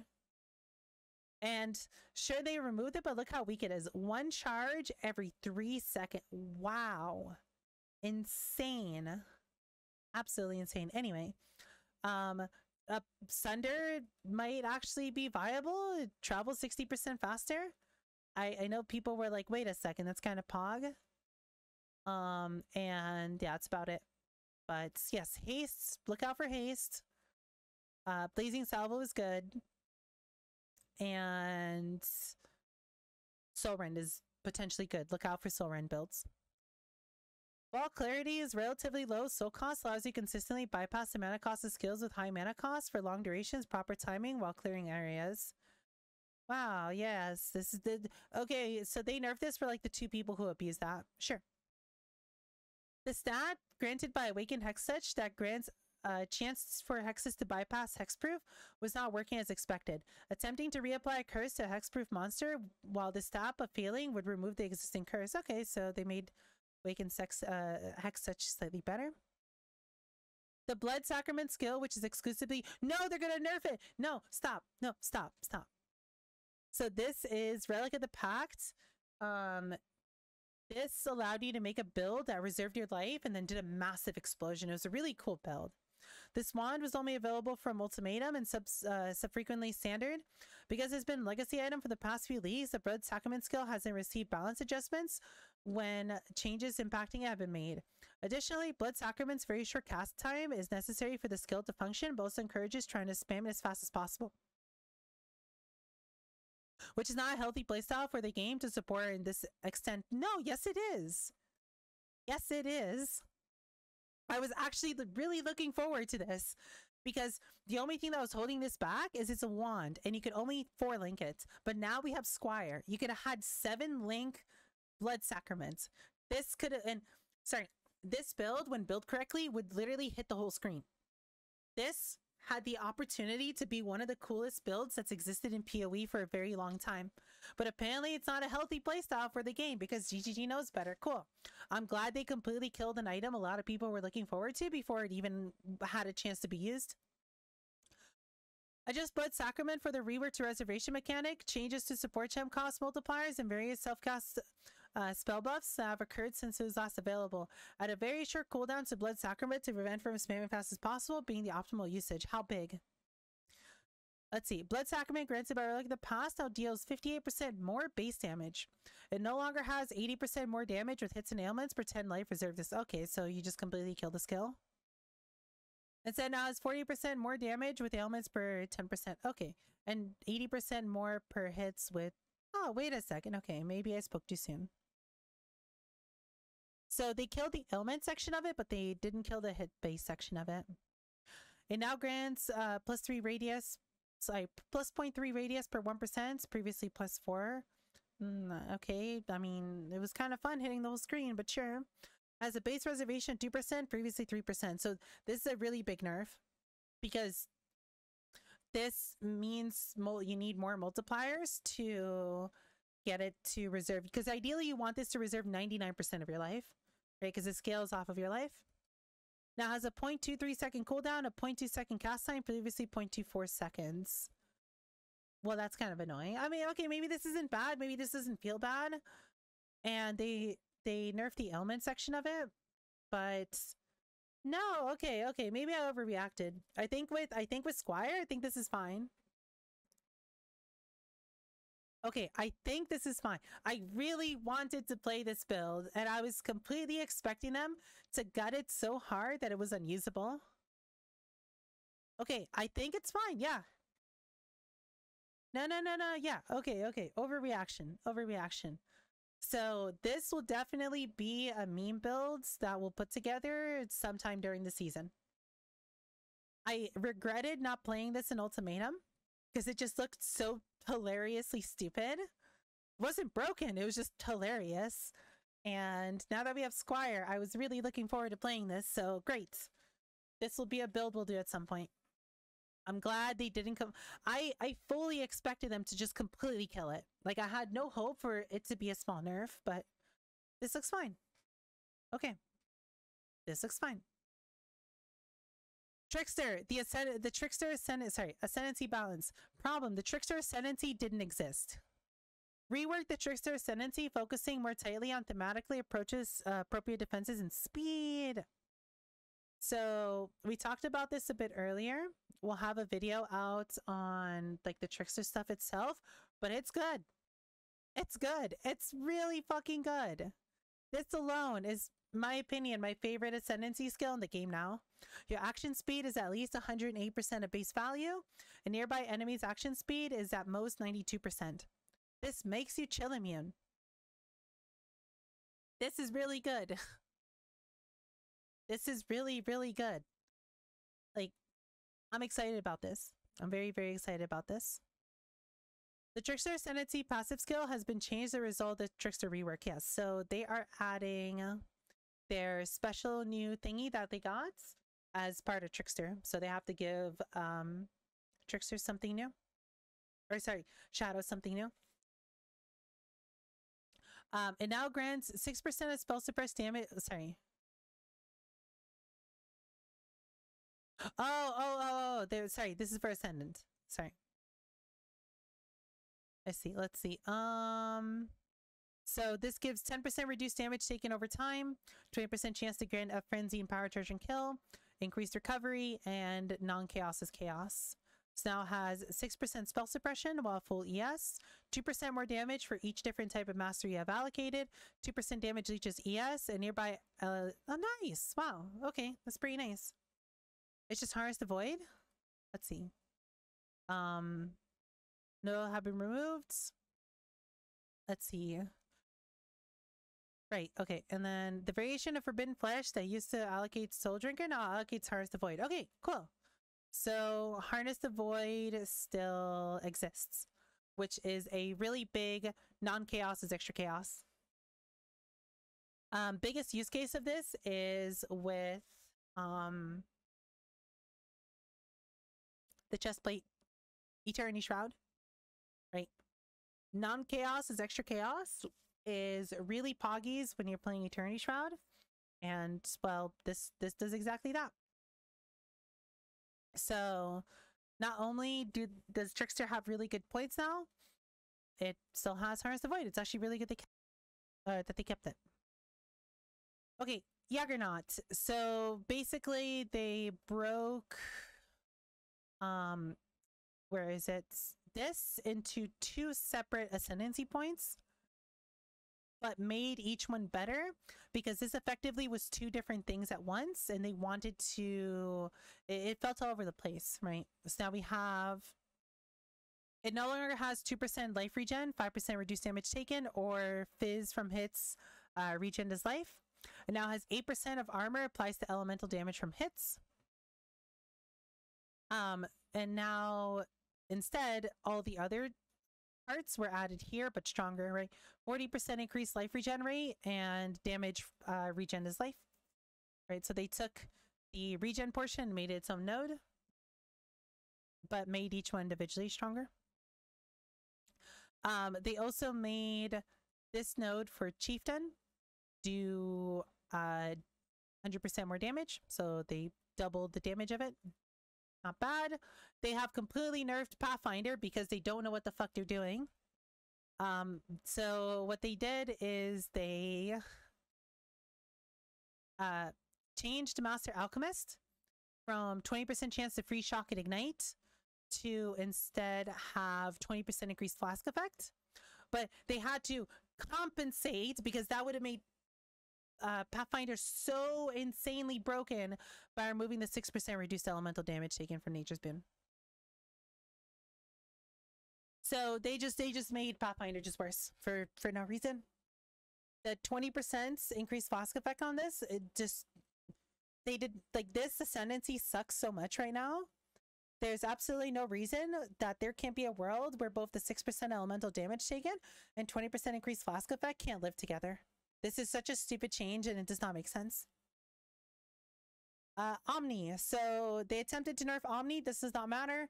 Effectively now you need 15 Omni per 1% instead of 10 Omni. So you need 33% more Omni. The easiest way to look at your Omni builds and see the nerf is just reduce your Omni by 33%. And that is effectively the nerf. This effectively does not matter since Omni builds are kind of infinites, right? They just scale off of money. So this just makes it so you need more money to be able to start playing Omni, right? You just need better gear as your starter sets and you'll be fine. Omni's still very good. With this change though, we'll have less people look at Omni as a build that's good.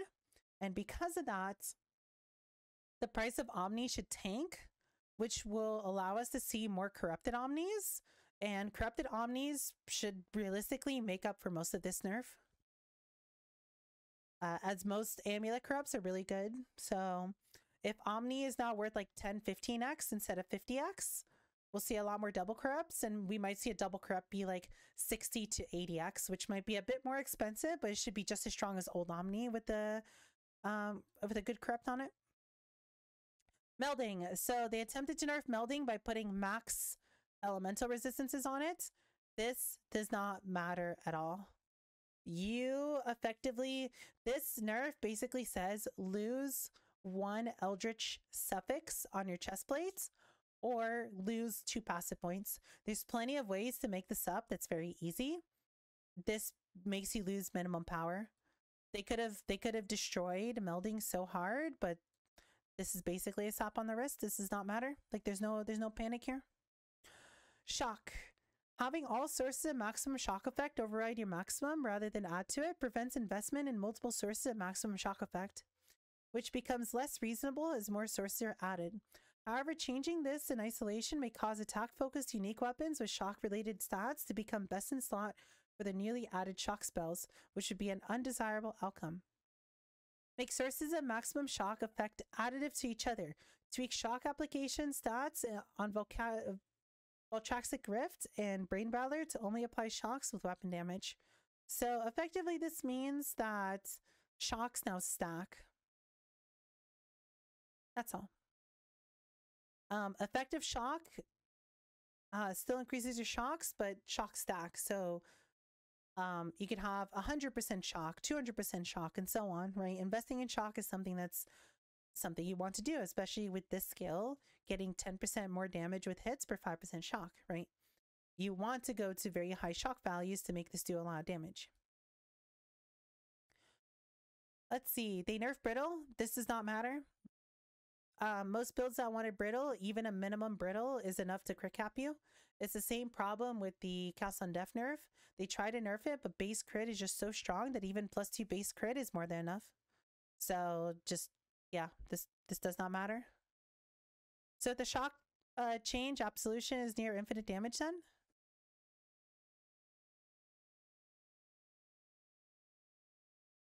Pot, I guess I didn't think, well, okay, they never mentioned these shock changes before. Like, none of these were mentioned at any point, so I guess yeah, we never thought about that. Potentially, yes. We'll have to see how this plays out. I still don't think I fully understand how the shock section how this works specifically, but yes. If shocks do just stack, then yes. If you can stack shocks fast enough, you can get a stupid amount of ramping damage. Reservation efficiency, they basically said auras are too powerful. Let's just nerf them for no reason. Go fuck yourself. The mana one is just gone. Have fun losing 1 aura in your build. The life one is just weaker, and the aura effect on you is now 10% instead of 15%. They also nerfed budget mage bloods, right? They nerfed the gain flash charges when you get hit modifiers. It doesn't really matter. Like 3 charges when hit is still enough to have permanent flasks. You might need to invest an ever so slight amount of flask duration, but outside of that, you still have permanent flasks.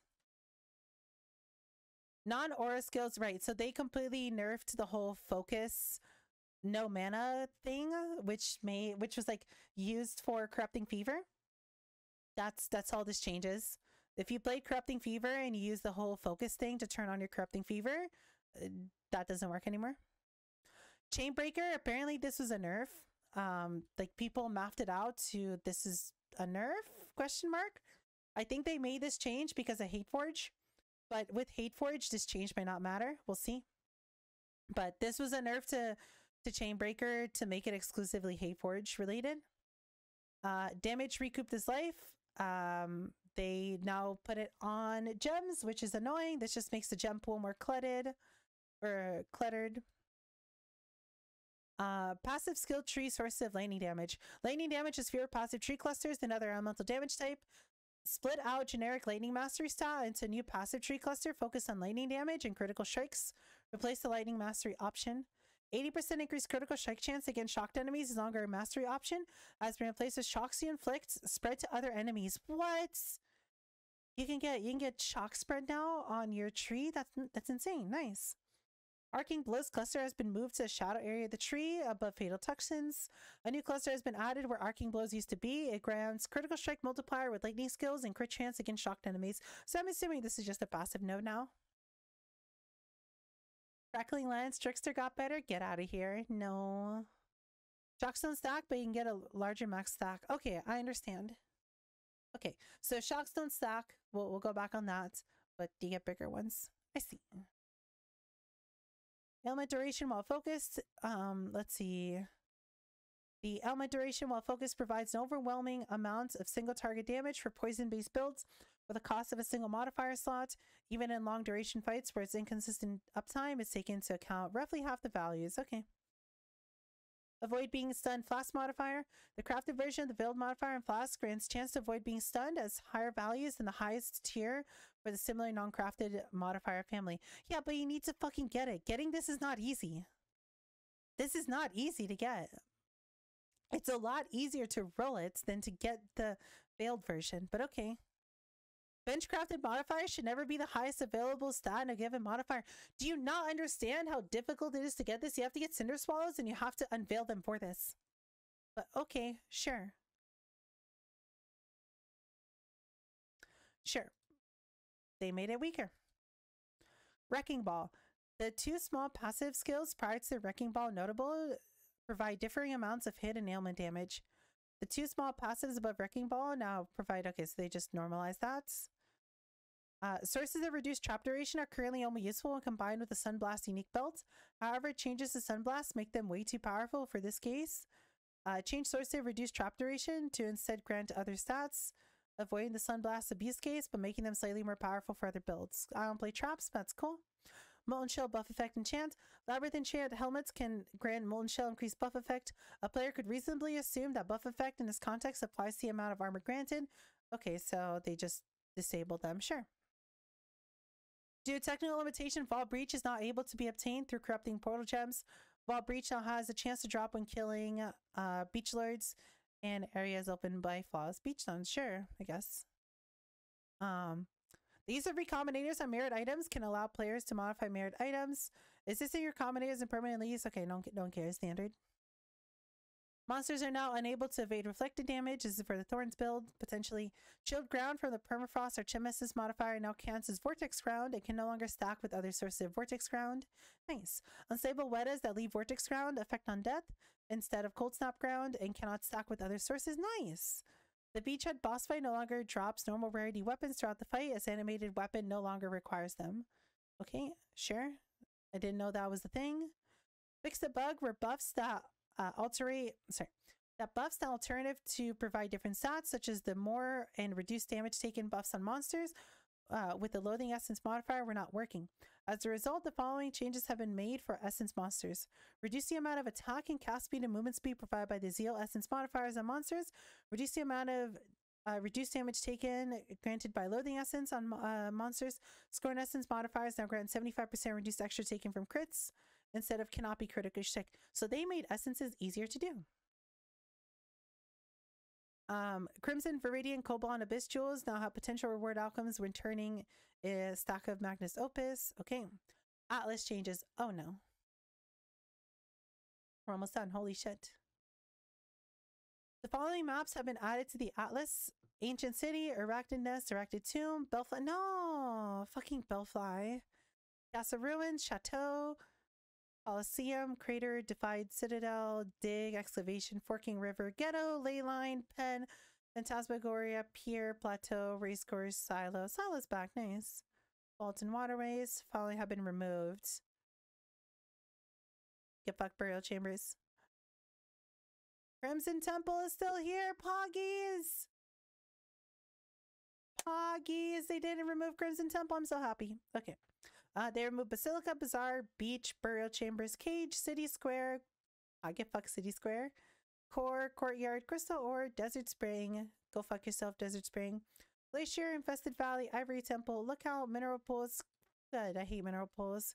Palace, Pit, Reef, fuck you, Reef. Skipulker. I just like saying it, Skipulker. Sunken City, Tower. No, Tower. Toxic Sewer. No, what the fuck? Tower, Toxic Sewer, Tropical Island. No. No. What the fuck? These are amazing maps. Strand lived. I'm happy. Map tiers and locations have been shuffled. Some of the map bosses you're required to defeat. Yep, you know, just all the normal shits. Some innovation cards have new homes. Sure. Do we care about any of these? Nope. Okay. I'm sad. Rip City Square and Beach? Yeah, fuck City Square. Match. Oh wait, no, they killed Beach. Oh, that's sad too. I'm just happy Crimson Temple's still there. Kirak League modifiers. We have Essence, very poggies. This is probably going to be our league starter strats. Abyss. This is just Fortune favors the brave fuel. Ambush. This is Fortune favors the brave fuel and a decent mid-game strategy. Heist. 2 Smuggler Cash Heist. This is very good. This is very, very good. Legion, literally no one's going to ever use this. A Gilded Legion Scarab for all of last season was 1 chaos. Light for 8C. If this works with a Scarab as well, this is going to be insane. If this doesn't work with a Scarab, no one's going to ever touch this. And Expedition, no one's going to ever touch this. This is a default Expedition encounter. This is effectively the same thing as a Rested Expedition Scarab. So if a Rested Expedition Scarab is more than 12 chaos, no one's going to ever use this. If a Rested Expedition Scarab is worth more than 12 chaos, no one's going to ever use them and they're going to fall to 12 chaos. So no matter what, Rested Expedition has to be worth 12 chaos or less next season. Don't think Legion will pick up value with Divine Change for Timeless? Possibly. Possibly, but that's not going to make Gilded Legion Scarabs be worth more than 6C. Legion's kind of dead right now. Overcharge support, Galvanic Fields, all these, right. Map device now remembers which map crafting option last. I love you. I love you, GGG. I fucking love you. The map device now remembers which map crafting option you last used and is automatically selected if it's available and you have relevant currency. At the start of last season, I did Essence. And it was really annoying having to click Essence at the start of every map. It just now remembers it. I fucking love this game. Thank you. Hiding a mastery in the passive skill tree now highlights all masteries the same type. Added the ability to select which microtransaction tier to display as the maximum tier for relevant equipped microtransactions. For example, you can choose to have semi-jacked Marauder as the highest displayed tier rather than the absolutely jacked Marauder. I like that. The set text color alpha value and item filters also applies to transparency. Sure. More interface changes and quality of life improvements will be revealed in the upcoming news. But what? Really? So they have some poggy shit that is worth their own news post. Interesting. Okay, cool. And then bunch of bug fixes. Team, we made it. We got through the patch notes. Was that worth 3 hours of our life? No. No, it was not. I think honestly, we're going to probably do a TLDR video. We'll do like a full my reaction, which I'll just put the whole 3 hours on YouTube if people want to hear my reactions to every single specific change. But I think I'm going to do like a 5-minute TLDR because a lot of these changes just actually didn't matter and weren't worth reading. Did I go through every unique? Yes. That's why this took 3 hours. I spent almost 2 hours reading through 100 pointless uniques, where my answer to about 90% of them was, this doesn't matter, no one's going to put this on, or wow, this is really good if you get it day 1 while you're leveling, and then you're never going to care about it again. And then 10% of them were actually, holy shit, this is kind of cool and usable. Huh.